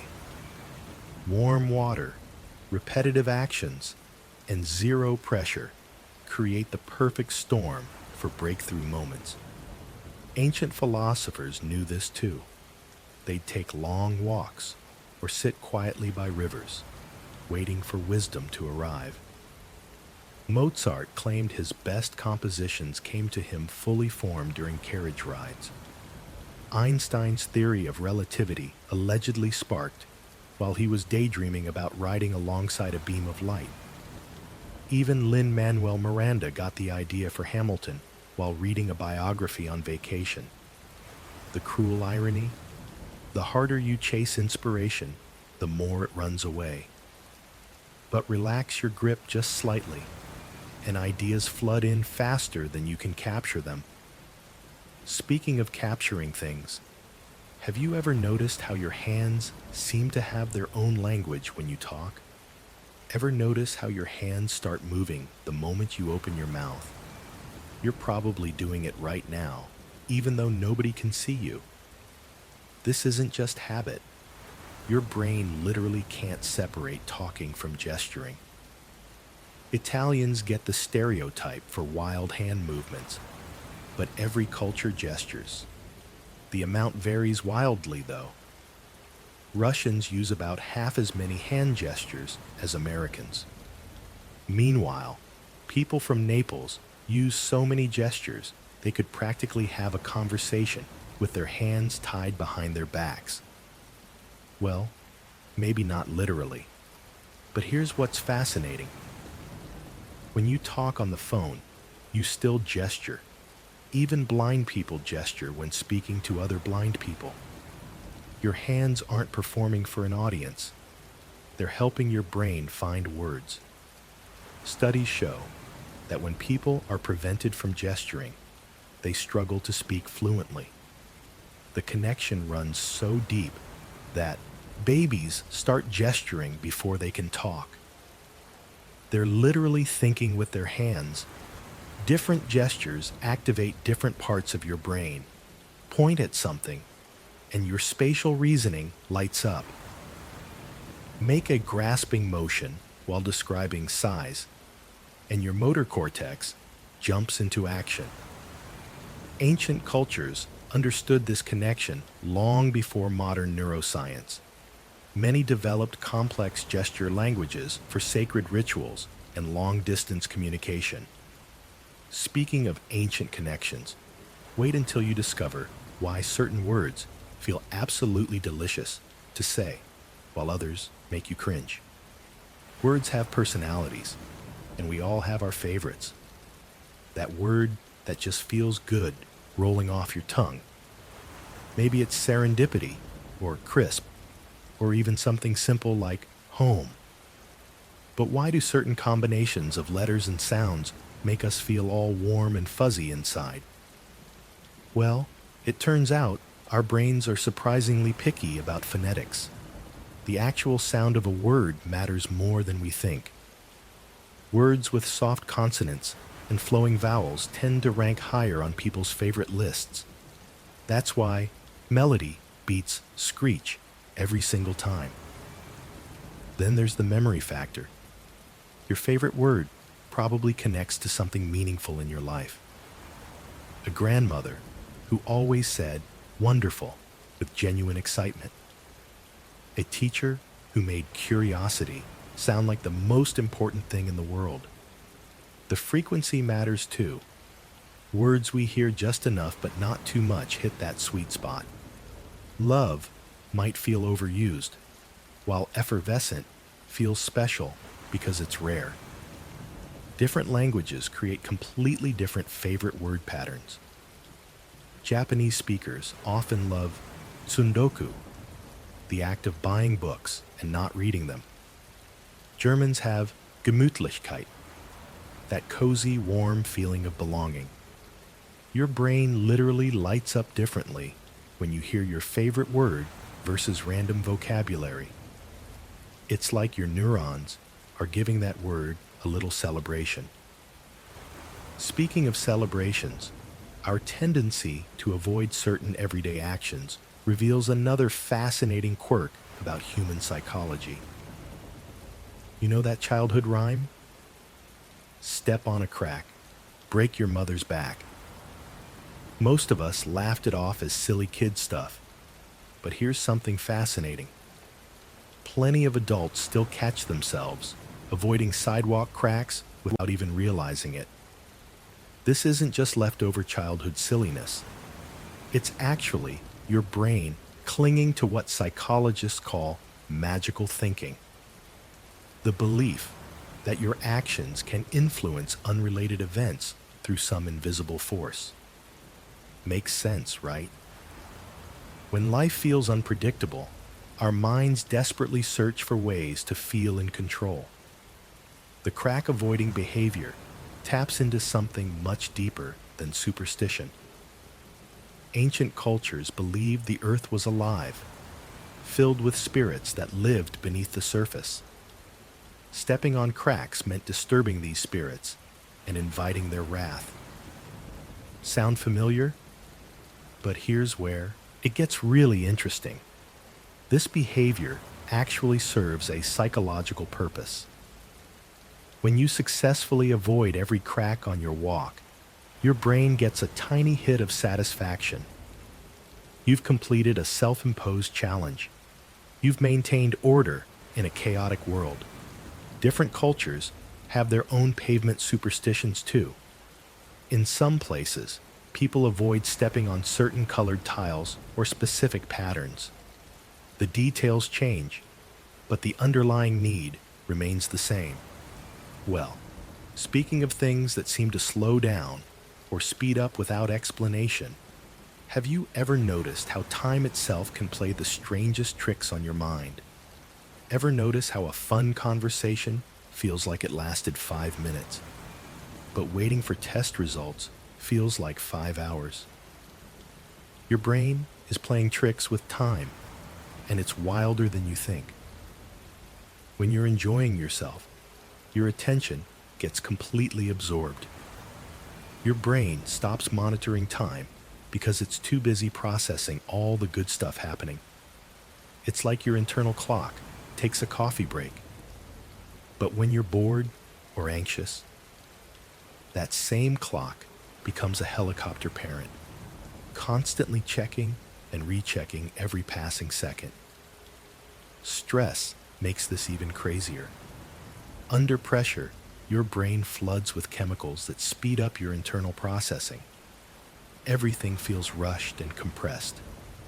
That's why 20 minutes in a job interview can feel like 2 minutes of pure panic. Ancient cultures knew something was up with time perception. They created elaborate rituals and ceremonies that deliberately stretched or compressed the experience of time. Meditation practices from thousands of years ago specifically target this weird relationship between mind and time. The really fascinating part? Your brain actually has multiple timing systems running simultaneously. One tracks seconds and minutes. Another handles longer patterns like seasons and years. Sometimes they disagree with each other, creating that bizarre feeling where time seems to speed up and slow down at once. But there's something even stranger about how we experience the passage of time. There's something deeply satisfying about watching David beat Goliath. Every time. We can't help ourselves.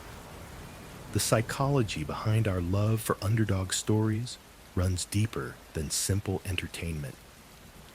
When we watch the little guy triumph against impossible odds, our brains literally light up with hope and possibility. It's like seeing proof that we too might overcome our own giants. Ancient cultures understood this power. Greek myths were packed with heroes facing overwhelming challenges. Perseus slaying Medusa, Odysseus outwitting the Cyclops. These weren't just stories. They were psychological blueprints for resilience. Modern research reveals why these tales hit so hard. When we identify with underdogs, we're actually rehearsing our own potential victories. The brain doesn't distinguish much between watching someone else succeed and imagining ourselves succeeding. Pretty clever mental trick, right? There's also the justice factor. We love seeing powerful forces get their comeuppance because it restores our faith in fairness. The universe feels balanced again when effort beats privilege.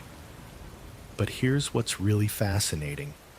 We often root harder for underdogs than favorites, even when we don't know them personally.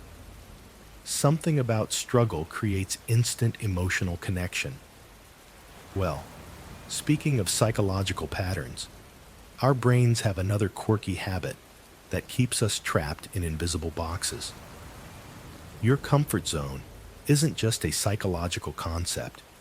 It's actually a physical state where your stress hormones stay low and your body operates on autopilot. But here's what most people don't realize about stepping outside those boundaries. When you venture beyond familiar territory, your body releases the exact same stress chemicals that kept our ancestors alive during dangerous hunts. Your heart rate spikes. Cortisol floods your system. Your brain screams, "Retreat to safety." Even something as simple as taking a different route to work can trigger this ancient alarm system. The fascinating part? This response hasn't changed in thousands of years. A caveman facing a saber-toothed tiger experienced the identical physiological reaction you get when asking someone on a date or speaking up in a meeting. Same chemicals, different century. Ancient cultures understood this connection between discomfort and growth. They created elaborate initiation rituals specifically designed to push people beyond their comfort zones. Vision quests, walkabouts, coming-of-age ceremonies. These weren't just traditions. They were neurological reprogramming sessions. The Maasai warriors had to kill a lion. Apache youth spent days alone in the wilderness. These experiences literally rewired their brains, expanding what felt normal and safe. Modern research confirms what shamans knew intuitively. Growth only happens at the edge of discomfort. Your comfort zone expands when you survive the stress. Speaking of stress responses, wait until you hear about our peculiar relationship with mirrors. Ever notice how you automatically check your reflection whenever you pass a mirror? Your eyes dart over, scanning for something, even when you just looked 5 minutes ago. We do this dozens of times daily without even realizing it. The psychology behind mirror gazing runs deeper than simple vanity. Your brain treats reflections as a form of self-monitoring, constantly updating your mental image of how you appear to others. It's like having a quality control inspector for your social presentation. But here's what gets really interesting. The way you check mirrors reveals your emotional state. Confident people take quick, satisfied glances. Anxious individuals linger, searching for flaws that often aren't there. Some folks avoid mirrors entirely when feeling low, while others become obsessed with checking. Different cultures have wildly different relationships with reflection checking. In some societies, frequent mirror gazing is considered narcissistic. Others view it as basic self-care and social courtesy. Ancient civilizations saw mirrors as mystical objects that revealed your soul. They weren't entirely wrong. Mirrors do show us something profound about our inner state. The Romans believed looking in mirrors too often would steal your life force. Meanwhile, the Greeks used polished bronze mirrors in temples for self-reflection and meditation. Your reflection checking habits say more about your mental health than you might expect. Sometimes those mood shifts that seem to come from nowhere actually. Ever notice how one tiny comment can flip your entire day upside down? You're cruising along feeling great. Then someone makes an offhand remark about your hair, and suddenly you're spiraling into self-doubt. Welcome to the wild world of sudden mood shifts. Your brain operates like a hyperactive DJ, constantly mixing emotional tracks based on the smallest inputs. Blood sugar drops, instant grumpiness, gray clouds roll in. Hello, unexpected melancholy. It's not weakness, it's biology being dramatic. Here's what's fascinating. Your mood can change before you even realize what triggered it. A certain smell, someone's tone of voice, or even the way light hits a room can flip your emotional switches without sending a memo to your conscious mind first. Weather plays a bigger role than most people think. Barometric pressure changes actually affect the fluid around your brain, which explains why some folks turn into human weather predictors through their moods. My grandmother always knew when storms were coming, not from the sky, but from her sudden urge to reorganize every closet. Ancient cultures understood this emotional volatility. They had rituals for different moods and seasons, recognizing that humans aren't meant to feel the same way all the time.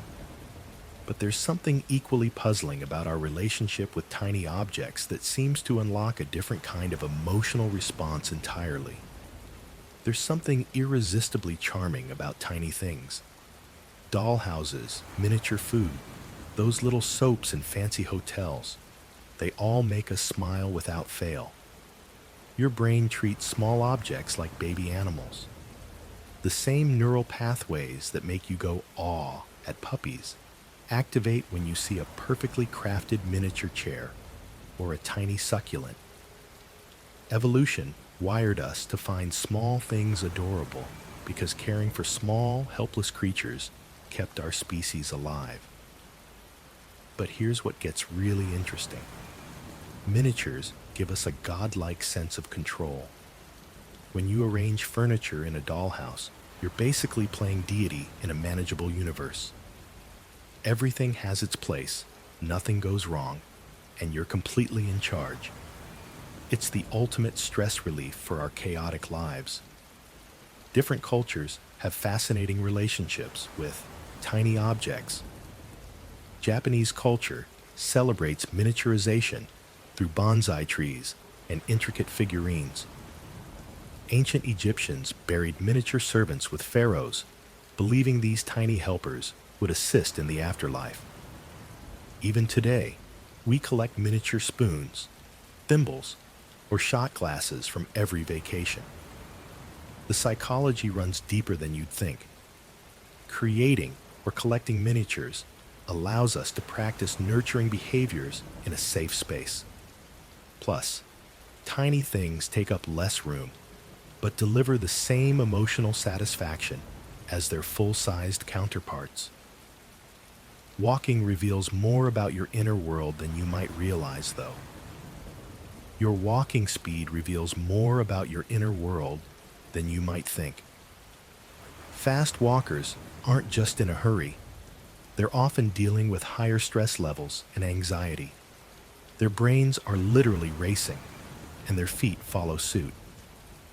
City dwellers develop what researchers call urban pace syndrome. The constant stimulation and time pressure actually rewire their movement patterns.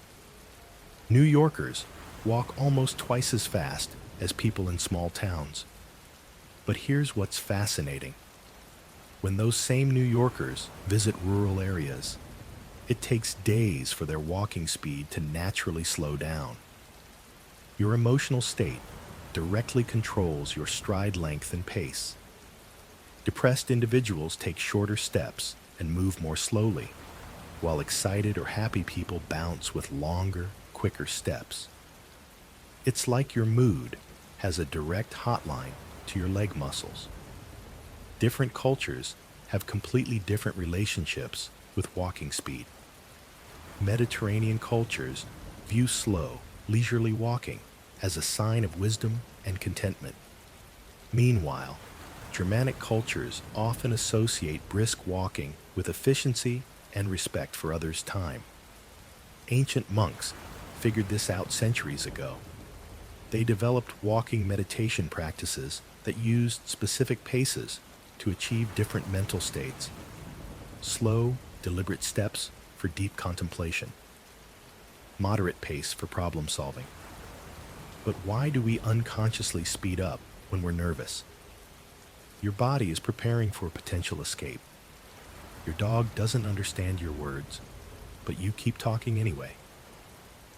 You tell your cat about your terrible day at work. You apologize to your hamster for being late with dinner. Completely normal behavior that would look absolutely bizarre to an alien observer. But here's what's fascinating. Animals might be the perfect conversation partners for humans. They never judge, never interrupt, and never offer unsolicited advice about your relationship problems.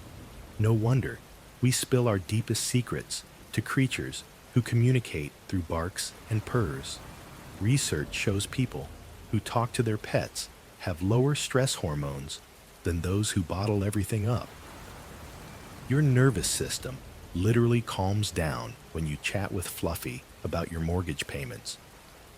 The one-sided conversation gives your brain permission to process emotions without fear of criticism. Ancient shamans knew this secret thousands of years ago. They believed animals could carry messages to the spirit world, making them ideal confidants for human troubles. Modern pet owners accidentally stumbled onto the same psychological principle. Sometimes you need a listener who won't try to fix everything. Children naturally talk to animals before social conditioning tells them it's weird. Maybe they're onto something we forgot as adults. Your goldfish won't solve your problems, but talking through them might just help you find the answers yourself. Speaking of finding answers, your body sometimes sends signals that seem completely unrelated to emotions. Ever felt those little bumps rise on your skin when a powerful song hits just right? Or when someone tells an incredible story that sends chills down your spine? That's your body experiencing something called piloerection. Yeah, it sounds fancy, but it's just the technical term for goosebumps. Your hair follicles are surrounded by tiny muscles that contract when you're emotionally moved. This reaction happens faster than conscious thought. One moment you're listening normally, the next your arms look like a plucked chicken. The response originally helped our ancestors appear larger when threatened. Now it activates when we encounter beauty, awe, or emotional intensity. Music triggers this response more than anything else. Researchers found that certain chord progressions and unexpected harmonies consistently cause goosebumps across different cultures. It's like your nervous system is applauding the artistry. But here's what's really wild. Not everyone gets musical goosebumps equally. People with more active emotional processing centers experience them more frequently. Some folks get them from paintings, others from inspirational speeches, and a lucky few get them from mathematical equations. Ancient cultures interpreted these chills as spiritual visitations. They weren't entirely wrong. Modern brain scans show that goosebumps activate the same regions involved in reward and transcendence. Your body is literally responding to beauty. Speaking of responses we can't control, there's something about unfinished business that drives humans absolutely crazy. Your brain absolutely hates unfinished business. Like, genuinely despises it. There's actually a name for this mental torture. The Zeigarnik effect. Discovered when a psychologist noticed waiters could perfectly remember incomplete orders but forgot completed ones instantly. Think about it. That TV show you stopped mid-season, still nagging at you months later. The argument you never resolved. Your mind keeps replaying different endings. Even something as simple as hearing 3 notes of a melody without the 4th can drive you completely bonkers. Ancient cultures figured this out way before psychologists did. They created elaborate closing ceremonies for everything. harvest seasons, coming-of-age rituals, even funeral rites that lasted for weeks. These weren't just traditions. They were psychological necessities. Modern research shows incomplete tasks can occupy up to 15% of your mental processing power. That's like having multiple browser tabs running constantly, slowing down your entire system. Makes sense why people obsessively organize their desks when stressed, right? Different cultures handle closure differently, though. Western societies often rush toward quick resolution, while Eastern traditions emphasize accepting incompleteness as part of life's natural flow. But here's what gets really weird about our brains and recognition. When someone calls your name in a crowded room, something extraordinary happens in your mind that scientists are still trying to fully understand. Your brain is like a personal radar system, constantly scanning for one specific sound. Your name. Even in the loudest coffee shop or bustling party, your ears will pick up someone saying your name from across the room. This isn't magic. It's called the cocktail party effect. And it happens because your brain assigns massive importance to that particular sound combination. When you hear your name, multiple brain regions light up simultaneously. The auditory cortex processes the sound, while the medial prefrontal cortex, your self-identity center, kicks into high gear. It's like your brain hits the emergency alert button. Ancient cultures understood this power deeply. Many believed knowing someone's true name gave you control over them. Some Native American tribes kept their real names secret, using everyday names for protection. Smart thinking, actually. Your name shapes who you become too. Studies show people gravitate toward careers and places that match their names. More dentists become dentists than you'd expect by chance. More people named Louis live in Louisiana. Weird coincidence? Probably not. But here's what really gets your attention racing. When someone deliberately avoids using your name during conversation, you notice immediately. That absence feels wrong, almost insulting. Speaking of things that feel wrong, wait until you discover why your hands won't stay still when anxiety strikes. Your leg bounces under the table during that important meeting. Your fingers drum against your coffee cup while waiting for test results. Your pen clicks relentlessly during a phone call that's making you sweat. We fidget when nervous, and there's actually a brilliant reason why. Movement helps regulate your nervous system.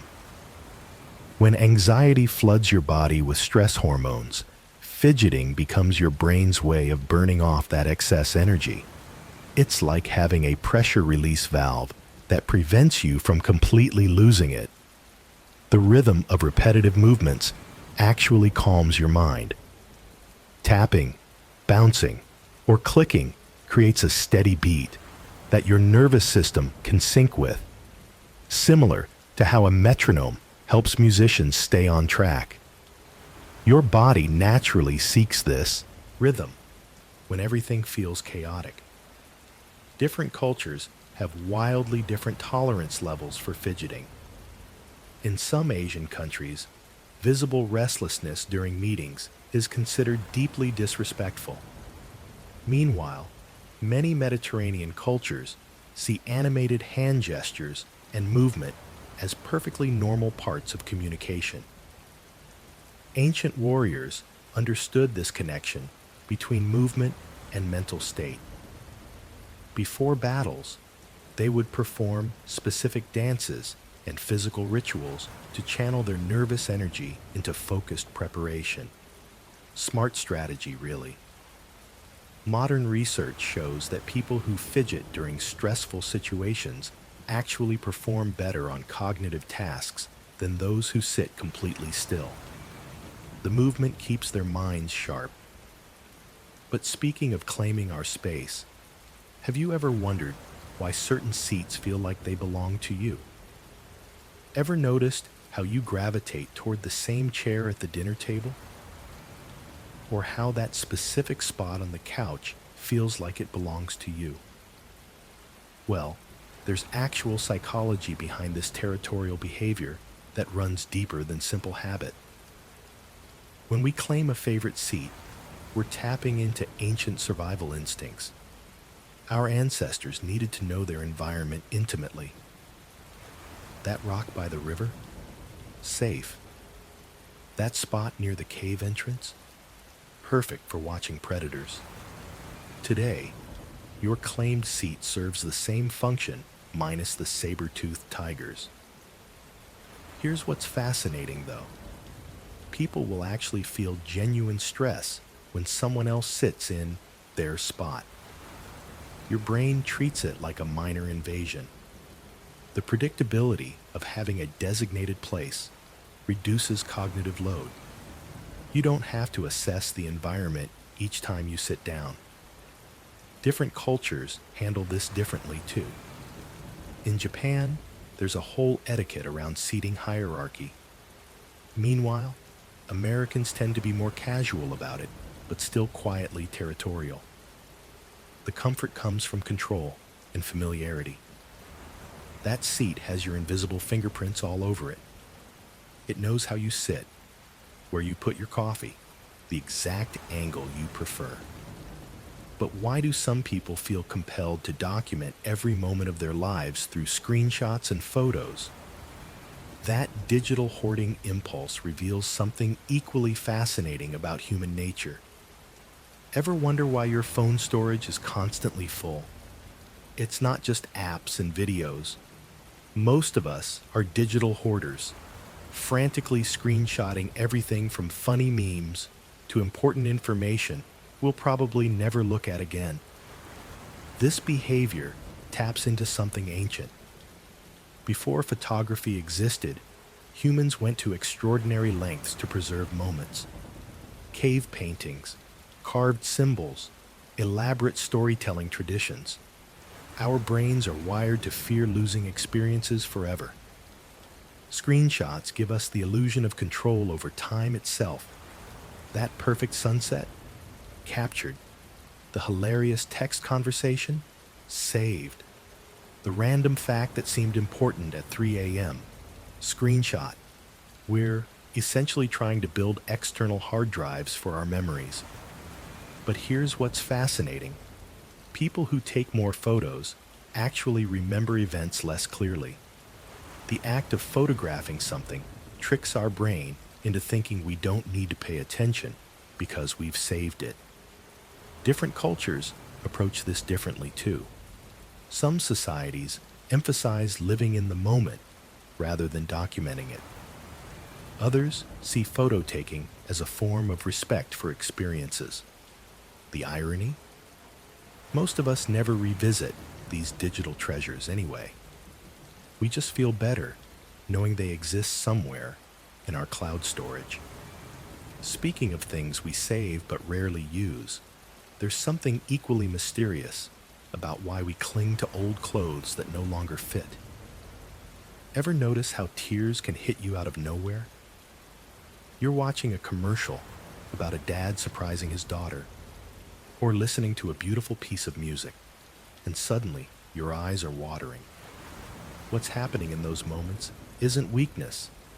It's your nervous system doing something fascinating. When we experience intense beauty, joy, or even overwhelming gratitude, our body literally can't contain the emotion. The tears aren't sadness, they're overflow. Think of it like a cup filling up too fast. The excess has to go somewhere. Ancient Greeks called this catharsis, believing that crying purged the soul of excess emotion. Turns out they were onto something. When we cry from beauty or joy, we're releasing neurochemicals that actually reset our emotional balance. It's like hitting a restart button on your feelings. Here's what's wild.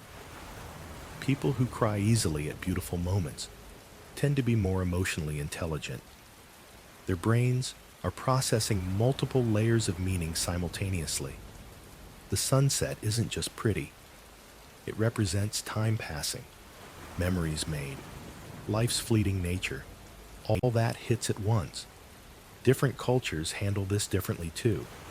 Some societies see tears of joy as sacred, while others view any public crying as inappropriate. But the physiology remains the same across all humans. Your tear ducts don't distinguish between happy and sad. They just respond to intensity. Speaking of responding to our environment in unexpected ways, ever notice how you suddenly get the urge to move your couch around when life feels chaotic? You're not losing your mind. You're actually using one of humanity's oldest coping mechanisms. Our brains are wired to seek control when everything else feels unpredictable. Can't fix your relationship? Rearrange the living room. Stressed about work? Time to reorganize the bedroom. It's like our inner caveman saying, well, I can't hunt that mammoth, but I can definitely move this rock over here. The fascinating part is how much our environment actually affects our mental state. When we shift furniture around, we're literally changing the neural pathways in our brain that associate certain spaces with certain feelings. That corner where you used to stress about bills, move the chair somewhere else, and suddenly the anxiety anchor is gone. Different cultures approach this differently. Japanese families traditionally rearrange their homes seasonally, believing it brings fresh energy. Meanwhile, some European cultures rarely move furniture once it's placed, viewing stability as more important than change. Ancient feng shui practitioners understood this connection thousands of years ago. They believed that moving objects could redirect invisible energy flows. Modern psychology has basically proven them right, just with different terminology. But there's another weird behavior that shows how desperately we try to preserve moments that matter to us. Ever taste chocolate when you're drinking plain water?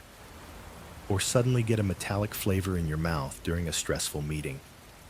Welcome to the bizarre world of phantom tastes. Your brain creates flavors that don't exist. Sounds crazy, but it happens to everyone. Memory plays the biggest role here. Walk past your childhood home, and boom, you might taste your grandmother's apple pie. The smell of rain can trigger the taste of summer lemonade from 20 years ago. Your brain connects these dots faster than you realize. Stress makes phantom tastes even weirder. People report tasting copper pennies during job interviews or bitter flavors before big presentations. Anxiety literally changes how your taste buds communicate with your brain. Then there's the sleep deprivation factor. Stay awake too long, and you might taste things that aren't there. Your exhausted brain starts mixing up signals from different senses. But here's what gets really interesting. Some cultures believed phantom tastes were messages from the spirit world. Ancient Chinese medicine taught that sudden sweet tastes meant good fortune was coming. Bitter phantom flavors? Time to prepare for challenges ahead. Modern research shows phantom tastes often happen when we're processing strong emotions or memories. Your brain's way of adding flavor to feelings, literally. Speaking of our brains creating experiences that aren't quite real, wait until you hear about our obsession with documenting every single transformation we witness. Ever notice how before and after photos grab your attention instantly? Your brain practically demands to see the transformation. This fascination runs deeper than simple curiosity. We're hardwired to detect change. Back when survival depended on spotting differences in our environment, this skill kept us alive. That rustling bush that looked different could be a predator. The ability to notice transformation became essential. But here's what makes it interesting. Before and after photos trigger something called progress validation in our brains. When we see someone's weight loss journey or home renovation, we're not just observing their success. We're mentally rehearsing our own potential transformation. The dopamine hit from viewing these changes is real. Your brain releases the same feel-good chemicals as if you'd accomplished something yourself. It's like getting a preview of future satisfaction without doing the work. Then there's the comparison factor. We measure our own progress against others constantly. These photos provide perfect benchmarks. They whisper, if they can do it, so can you. Ancient cultures documented transformations too, though differently. Coming-of-age ceremonies, seasonal rituals, spiritual awakenings, all captured the human obsession with marking change. The weird part? We often enjoy other people's transformations more than our own. When it's us, we focus on remaining flaws. Speaking of things our minds do without permission, have you ever felt a sudden burst of energy from absolutely nowhere? Ever notice how some days you wake up feeling like you could conquer the world, while other days getting out of bed feels impossible? These sudden energy bursts aren't random. They're your body's ancient programming meeting modern life in fascinating ways. Your circadian rhythm operates like a conductor directing an orchestra of hormones. Around 3 in the afternoon, most people hit that infamous energy crash. But then something magical happens around 6 p.m. Your cortisol levels spike again, giving you what researchers call the second wind. This explains why you might feel exhausted at lunch, but suddenly energized enough to reorganize your entire closet after dinner. Anticipation plays a huge role too. Ever felt tired all week, then suddenly buzzing with energy Friday afternoon? That's your brain releasing dopamine in response to expected reward. Weekend plans literally give you a chemical boost. Temperature changes also trigger energy waves. When your core body temperature rises even slightly, your metabolism kicks into higher gear. A warm shower or sunny afternoon can spark unexpected vitality. Ancient cultures understood these patterns well. They scheduled important activities around natural energy peaks and honored rest during low periods. They knew something we often forget. Energy isn't constant. Speaking of things we often forget, ever wonder why you keep certain clothes for years despite never wearing them? Look into anyone's closet and you'll find them. Those jeans from college that haven't fit in years. The concert t-shirt with holes you could stick your fist through. That jacket your ex gave you that you swear you'll donate tomorrow. But tomorrow never comes, does it? Our attachment to old clothing goes way deeper than simple laziness. Each piece of fabric holds invisible threads to who we used to be. That faded band shirt? It's not just cotton anymore. It's your teenage rebellion, your first taste of independence, your identity when everything felt possible. Researchers have found that we literally embed memories into our clothes. The brain creates powerful associations between garments and significant life events. Your graduation dress doesn't just hang there. It holds every emotion from that day. The sweater your grandmother knitted carries her love in every stitch. Different cultures handle this differently too. Japanese families often preserve clothing for generations, believing ancestors' spirits linger in personal items. Some Native American tribes burn clothing after death to free the spirit, while others keep garments as sacred connections. Ancient Egyptians took this even further. wrapping their dead in layers of linen they believed would protect souls in the afterlife. They understood something we're just rediscovering. Clothing isn't just covering. Speaking of covering, wait until you hear what happens when we're trapped in tiny metal boxes together. You know that awkward shuffle everyone does in elevators? Standing perfectly still, staring at the floor numbers, avoiding eye contact like it's a plague. Turns out, there's actual psychology behind this bizarre behavior. When humans enter small enclosed spaces with strangers, our ancient brain goes into mild panic mode. We're basically trapped with people we don't know, which historically wasn't a great survival situation. Your nervous system treats it like a tiny social prison. The vertical movement messes with us too. Going up triggers subtle feelings of ascension and power, while going down creates mild anxiety.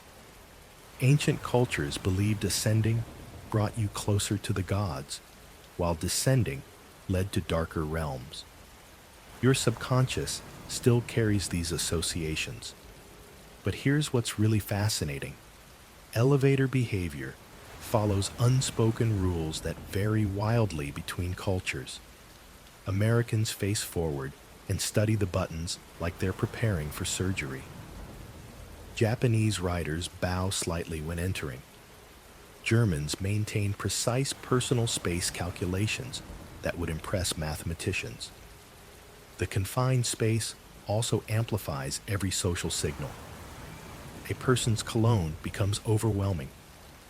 Their breathing sounds unusually loud. That nervous foot tapping echoes like a drum solo nobody requested. Most people hold their breath slightly without realizing it, creating this weird collective tension that everyone feels but nobody acknowledges. Speaking of things we do unconsciously when anxious, wait until you hear about our strange relationship with watching flames. There's something absolutely mesmerizing about staring into flames.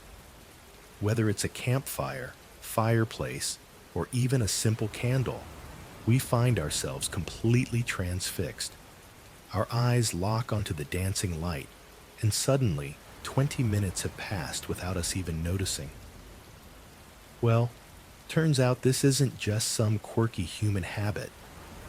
Fire gazing actually triggers a deep relaxation response in our brains. The flickering patterns activate the same neural pathways that meditation does. Your breathing naturally slows down, your heart rate drops, and stress hormones take a nosedive. But here's where it gets really interesting. This fascination goes way deeper than just pretty flames. For hundreds of thousands of years, fire meant survival for our ancestors. Those who paid attention to fire lived. Those who didn't, well, let's just say they didn't pass on their genes. Fire watching also puts us into what researchers call a soft focus state. Your mind stops racing about tomorrow's meeting or yesterday's awkward conversation.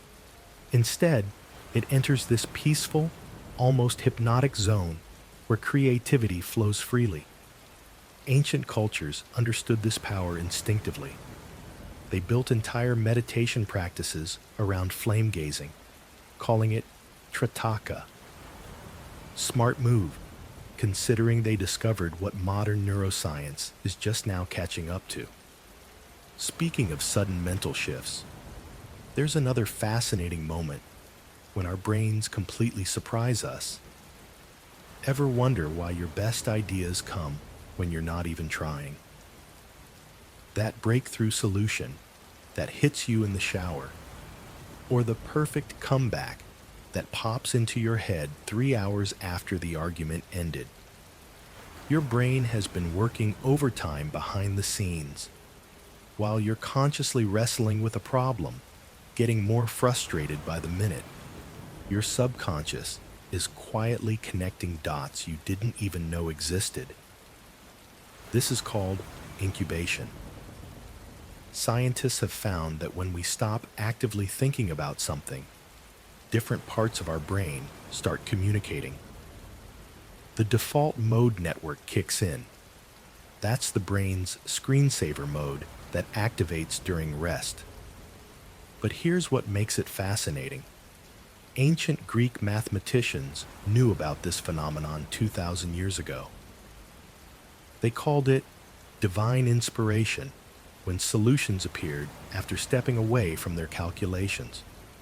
Turns out, they weren't wrong about the magic, just the source.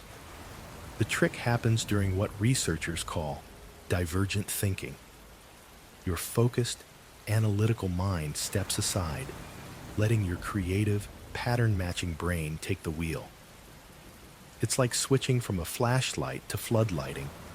Suddenly, you can see connections that were invisible before. Walking, showering, or doing mundane tasks creates the perfect conditions for these eureka moments. The repetitive, low-effort activities quiet your inner critic just enough for genius to slip through. Speaking of genius slipping through, wait until you hear what happens when we rehearse entire conversations in our heads. Ever catch yourself having a full conversation with someone who isn't even there? You're not losing your mind. You're doing something incredibly human and surprisingly smart. Most of us rehearse conversations in our heads daily. We argue with our boss during the morning shower. We practice asking someone out while stuck in traffic. We replay that awkward interaction from last week, but this time with the perfect comeback. This mental theater serves a crucial purpose. Your brain is essentially running simulations, testing different scenarios before they happen. It's like having a flight simulator for social situations. Ancient Greek philosophers called this internal dialogue the foundation of wisdom. They believed talking to yourself was how you developed better judgment. Turns out, they were onto something. Different cultures approach inner conversations differently. Some societies encourage vocalized self-talk as normal behavior. Others view it as strange. But everyone does it internally. The fascinating part?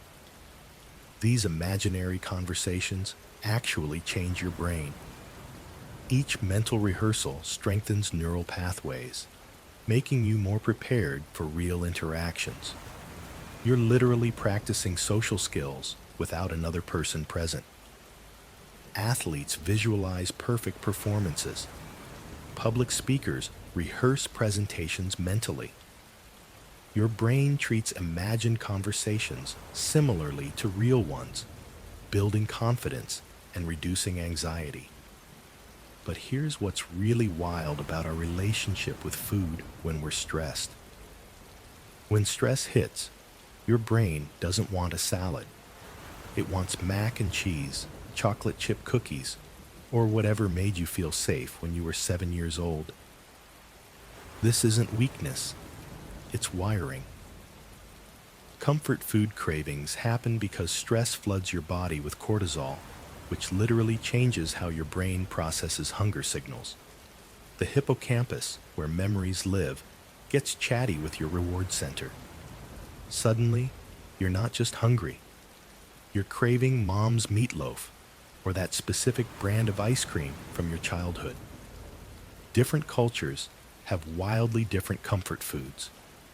Americans reach for pizza and cookies. Japanese people crave rice balls and miso soup. Brazilians want pão de açúcar, sweet bread that tastes like home. Ancient civilizations understood this connection between food and feelings. Egyptian texts mention specific foods for grief. Roman soldiers carried honey cakes into battle for emotional strength, not just energy. The texture matters too. Most comfort foods are soft, warm, or creamy. They literally feel like a hug for your mouth. That's because the same brain pathways that process physical comfort also handle taste memories. Your grandmother's soup recipe isn't just delicious, it's edible nostalgia that calms your nervous system in ways modern medicine is still trying to understand. But sometimes we avoid certain comfort foods entirely, and the reason might surprise you. Looking someone directly in the eyes feels incredibly intense. There's something almost overwhelming about sustained eye contact that makes many of us glance away instinctively. Your brain treats direct eye contact as a powerful signal. When someone stares into your eyes, it activates the same neural pathways associated with being either threatened or romantically interested. No wonder it feels so charged. Your nervous system literally can't tell the difference between this person wants to fight me and this person wants to kiss me in those first crucial seconds. But here's what's fascinating. Avoiding eye contact isn't just about discomfort. It's actually a sophisticated social skill.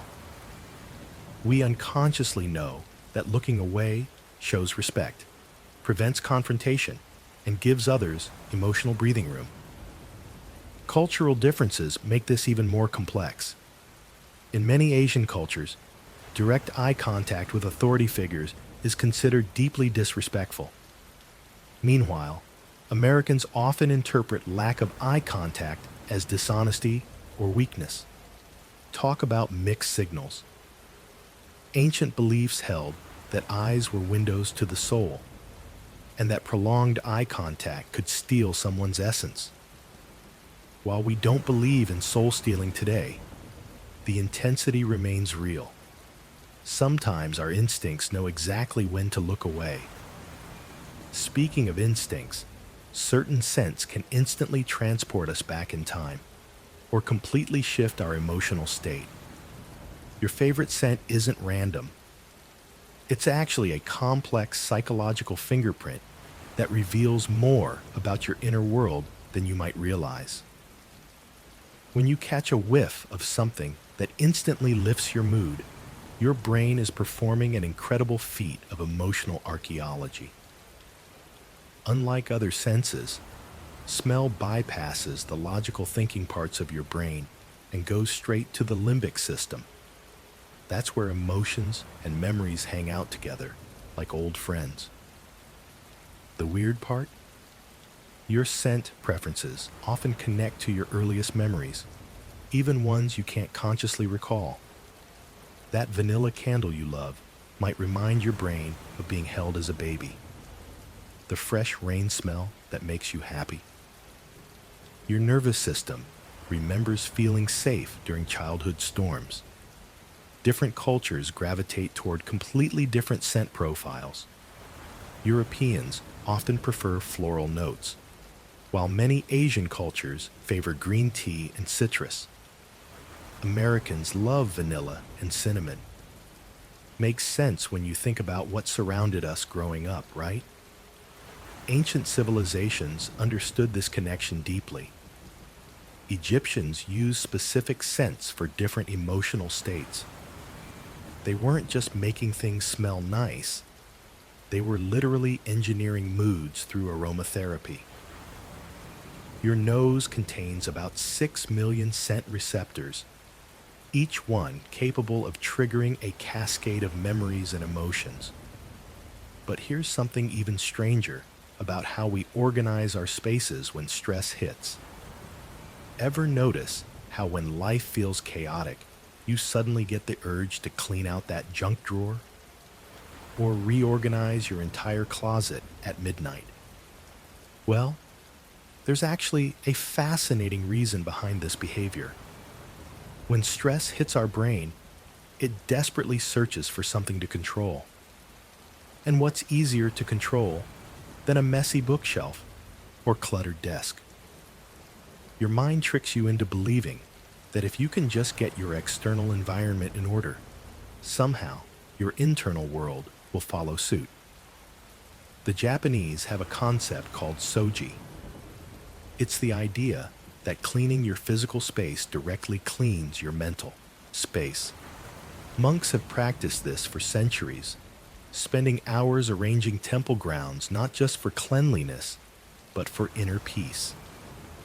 But here's what's really happening in your brain.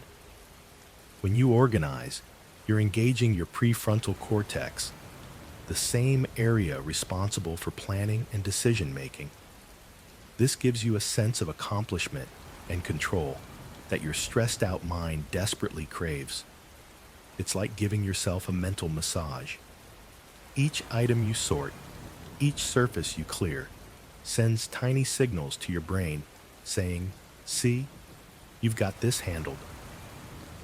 Ancient cultures understood this connection between outer order and inner calm long before we had brain scans to prove it. Speaking of ancient understanding, there's another peculiar human behavior that involves trusting feelings we can't quite explain. Your gut tells you to avoid someone, and you can't explain why. They seem perfectly nice. Their words are polite. Yet something deep inside screams danger. This happens because your brain processes thousands of microsignals before your conscious mind catches up. A fleeting facial expression that lasts 1/25th of a second. The way someone's eyes don't quite match their smile. How they stand just a little too close, or touch their face while talking. Ancient humans who trusted these instant warnings survived longer. Those who ignored them? Well, they didn't pass on their genes. Your subconscious mind reads body language like a speed reader devours books. It notices when someone's shoulders tense slightly when they laugh, when their voice pitch changes mid-sentence, when they blink too often or not enough. But here's what's fascinating. These same instincts can backfire in modern life. Maybe someone reminds you of a childhood bully without you realizing it. Their cologne triggers a buried memory. Their hand gestures match those of someone who hurt you years ago. The trick isn't ignoring these feelings entirely. It's learning which ones protect you and which ones hold you back. Your ancestors had good reasons to be suspicious. Makes sense, right? Speaking of ancient survival instincts, there's another behavior that kept our species alive for thousands of years. Ever notice how you feel instantly calmer on top of a hill? Or why everyone fights for the upper deck on a cruise ship? There's something hardwired in us that craves elevation.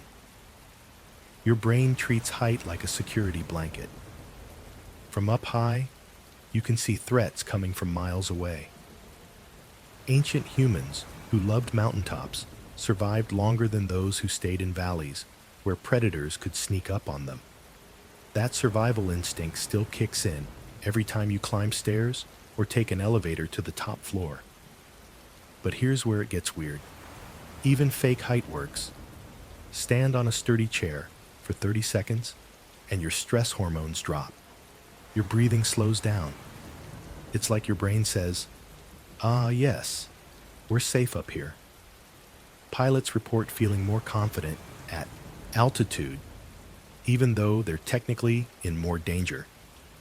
Penthouse apartments cost more, partly because buyers subconsciously associate height with power and safety. Tree climbing isn't just fun for kids. Adults who try it often describe feeling surprisingly peaceful afterward. Mountain cultures worldwide have similar sayings about going high to think clearly. Tibetan monks, Andean shamans, and alpine villagers all figured out the same thing independently. Your next elevator ride will feel different now. Speaking of feeling different, wait until you hear why nervous laughter happens. Ever been in an awkward situation and suddenly found yourself laughing?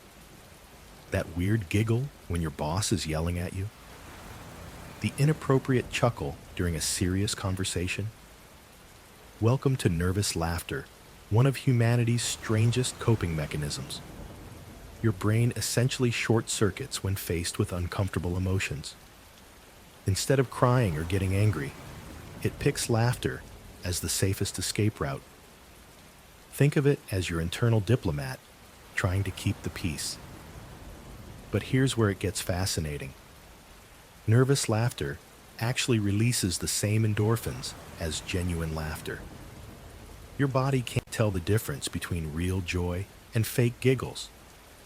So you're literally medicating yourself with awkwardness. Different cultures handle this differently too. In some Asian cultures, nervous laughter is completely normal and expected during tense moments. Meanwhile, in others, it's seen as disrespectful or weird. The really strange part? Nervous laughter is contagious. One person's awkward giggle can trigger a whole room of uncomfortable chuckling. It's like a social domino effect of weirdness. Ancient cultures understood this protective power of laughter long before modern psychology. They used humor as a shield against fear and uncertainty. Smart folks, really. Your nervous laugh isn't embarrassing weakness. It's actually your brain being incredibly clever about diffusing emotional bombs. Speaking of finding comfort in strange places, wait until you discover why we're instinctively drawn to soft, fluffy textures. Ever notice how touching something soft instantly makes you feel better? There's actually a fascinating reason behind our obsession with plush blankets, fluffy pillows, and that irresistible urge to pet every dog we meet. Your skin contains thousands of pressure receptors that respond differently to various textures. When you touch something soft, these receptors send signals directly to your brain's emotional processing centers. It's like having a direct hotline from your fingertips to your feelings. But here's where it gets really interesting. Soft textures don't just feel good. They actually lower your cortisol levels, that stress hormone that makes you feel wound up. It drops measurably when you're stroking velvet or snuggling into a cashmere sweater. Different cultures have their own soft texture preferences too. Japanese culture celebrates the concept of fuwa, that cloud-like softness that appears in everything from bread to bedding. Meanwhile, Scandinavian countries have built entire lifestyle philosophies around cozy textures. Ancient civilizations understood this connection long before we had the research to back it up. Egyptian pharaohs were buried with silk, and medieval nobility surrounded themselves with furs, not just for status, but for the psychological comfort these materials provided. Your grandmother's quilts weren't just keeping you warm, they were literally hugging your nervous system into relaxation. Speaking of things that affect our comfort levels, wait until you hear about our complicated relationship with silence and background noise. Ever notice how complete silence makes you feel slightly uncomfortable? Your brain doesn't actually want perfect quiet. It craves a gentle hum of activity in the background. Coffee shops are productivity gold mines for this exact reason. That perfect blend of conversations, espresso machines hissing, and chairs scraping creates what researchers call optimal cognitive arousal. Not too loud, not too quiet, just right. But here's what's fascinating. The type of background noise matters enormously. Familiar sounds help you focus. Unpredictable ones destroy concentration faster than a fire alarm. Your brain keeps trying to decode new audio patterns instead of letting you work. White noise machines aren't just marketing gimmicks. They mask sudden sound changes that would normally jolt your attention away. Think of them as acoustic bodyguards for your focus. Different cultures have wildly different noise tolerance levels too. What feels peaceful to someone from Mumbai might seem eerily quiet to someone from rural Montana, and vice versa. Ancient monasteries understood this principle perfectly. They used controlled soundscapes, chanting, bells, flowing water, to regulate mental states long before anyone knew why it worked. Your childhood home probably had its own unique sound signature. The refrigerator humming, floorboards creaking, traffic patterns. Those familiar noises literally trained your brain's baseline for comfort. Speaking of comfort, though, there's something equally strange about why we suddenly peek behind curtains when we probably shouldn't. Ever notice how you just can't help yourself when you see a slightly open door or a gap in some curtains? That irresistible urge to peek behind whatever's hiding something from view runs deeper than simple nosiness. Your brain treats hidden information like an unfinished puzzle. When something's partially concealed, it creates what researchers call an information gap that literally feels uncomfortable. The same neural circuits that helped our ancestors survive by investigating rustling bushes now make us desperate to know what's behind that bathroom door that's cracked open just a tiny bit. Different cultures handle this curiosity very differently, though. In Japan, deliberately looking behind someone's curtains would be considered incredibly rude. But in many Western societies, we peek without even thinking about it. Ancient mystery schools actually used this drive to their advantage. They'd create elaborate initiation rituals with hidden chambers and secret knowledge precisely because humans can't resist forbidden information. The more something's concealed, the more valuable it seems. Your phone does this too. Those notification badges? They're digital curtains hiding information, making you peek constantly. Even funnier is how we justify it. I was just checking if anyone was home. Sure you were. But what happens when we discover something we really weren't supposed to see? Well, that creates an entirely different psychological response. Your body has an internal calendar that's surprisingly accurate. When winter arrives, most people notice their mood shifting downward like clockwork. This isn't just in your head. It's biology doing exactly what it evolved to do. Seasonal affective disorder affects about 10% of people in northern climates. But here's what's fascinating. Even people who don't have full SAD experience mood dips when daylight shrinks. Your brain produces less serotonin when exposed to fewer hours of sunlight. It's like having a dimmer switch controlling your happiness levels. Ancient cultures understood this connection long before we had fancy brain scans.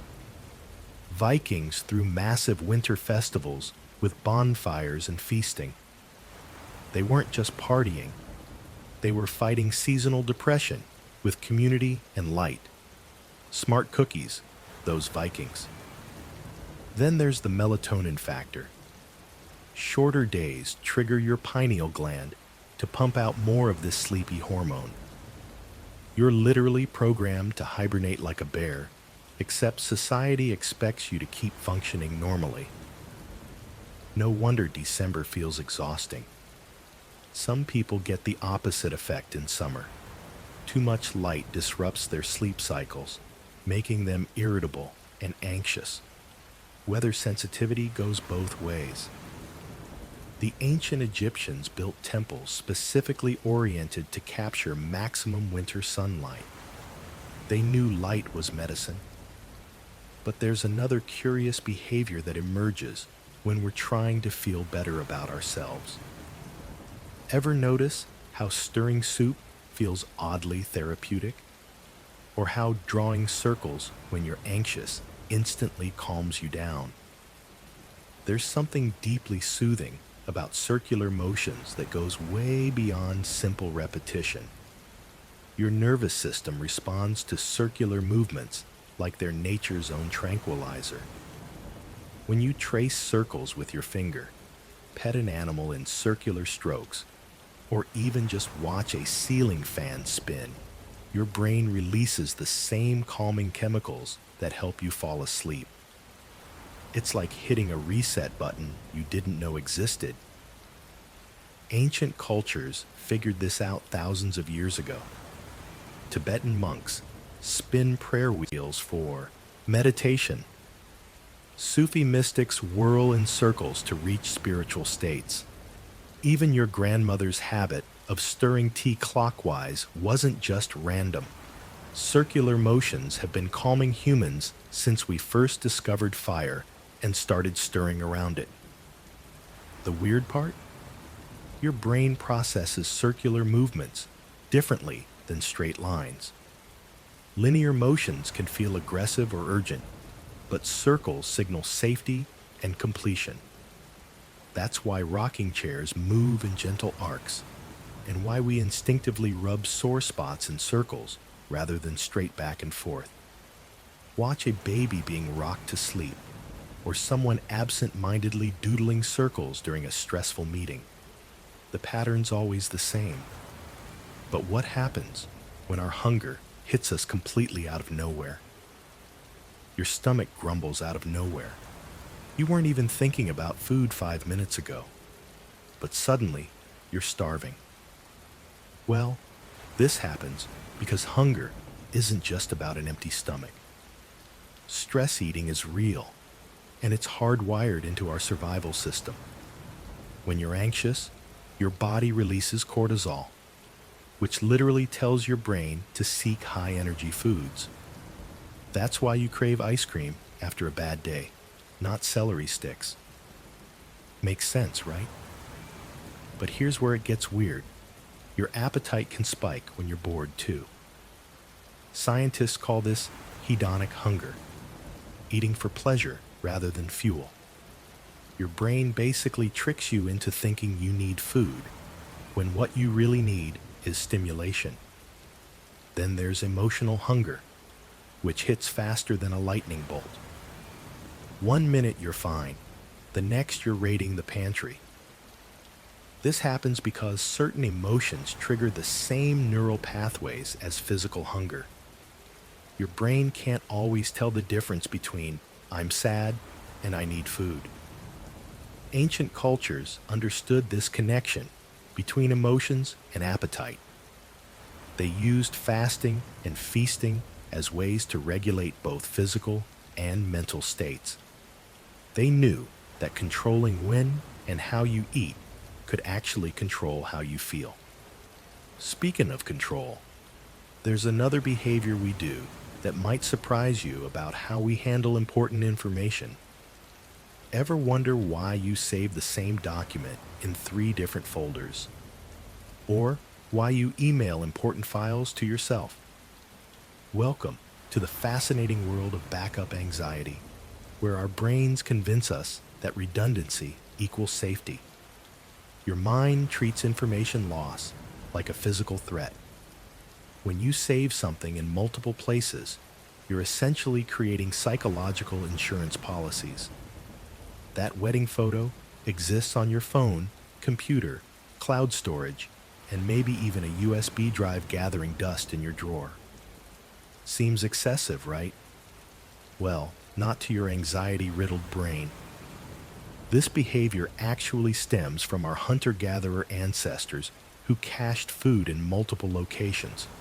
If one hiding spot got raided by animals, they had backups. Today, instead of berries and nuts, we're hoarding screenshots, contact information, and that funny meme we might need someday.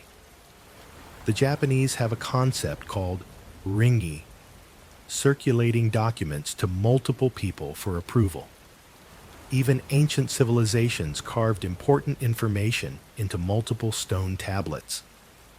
Turns out, humans have always been paranoid about losing valuable stuff. But here's the twist.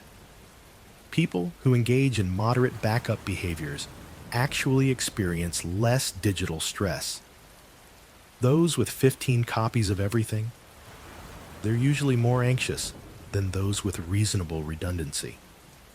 Speaking of things we do for psychological comfort, wait until you hear about our obsession with perfect timing. Have you ever noticed how some moments just feel right for important decisions? That uncanny sense that the stars have aligned perfectly? Well, your brain is actually calculating probability behind the scenes. When multiple positive factors converge, good mood, favorable circumstances, recent successes, we interpret this as lucky timing. It's like your subconscious is running a complex algorithm you're not even aware of. Athletes call it being in the zone. Students know it as the perfect study moment. Job seekers recognize it as interview confidence. But here's what's really happening. Your brain has detected optimal conditions and floods your system with confidence-boosting chemicals. Ancient cultures took this seriously. Romans consulted augurs before major decisions. Chinese culture developed entire systems around auspicious timing. They weren't just being superstitious. They were recognizing patterns their minds naturally sought. The funny thing? When we feel timing is right, we actually perform better. Our confidence becomes a self-fulfilling prophecy. We stand taller, speak clearer, take calculated risks. The lucky timing creates the very success we anticipated. Modern research shows people who believe in good timing are more likely to recognize genuine opportunities. They're primed to act when conditions align favorably. Sometimes the universe isn't conspiring in your favor. Your brain is just really good at pattern recognition. But there's something equally mesmerizing happening when we encounter flowing water. There's something almost magical about watching water flow. Whether it's a babbling brook, ocean waves, or even water dripping from a faucet, humans become mesmerized. But why? Your brain literally changes when you watch moving water. The rhythmic patterns activate the same neural pathways that meditation does. It's like your mind finds the perfect frequency to tune into. Pretty wild, right? Ancient cultures knew this instinctively. Japanese gardens always featured flowing water elements. Buddhist monks positioned themselves near streams during meditation. They understood what neuroscience now proves. Water sounds reduce cortisol levels by up to 30%. Here's what really happens. Flowing water creates white noise that masks jarring sounds. Your nervous system interprets this as safety. No sudden noises mean no predators lurking nearby. Your ancestors' survival instincts still guide your relaxation responses today. But there's more to it. The negative ions released by moving water actually increase serotonin production. That's why you feel so refreshed after a waterfall hike or beach walk. You're literally breathing in mood boosters. Even watching water on screens triggers these responses. Hospital studies show patients recover faster when their windows face fountains or rivers. The really fascinating part? Your pupils dilate slightly when watching water, similar to how they respond during deep sleep preparation. Which brings us to something equally soothing. Those unexpected waves of nostalgia that wash over us. Ever notice how a simple smell can suddenly transport you back 20 years? That warm cookie scent hits your nose, and boom, you're 8 years old in your grandmother's kitchen again. But nostalgia doesn't always need a trigger. Sometimes, memories just crash into your present moment like uninvited guests.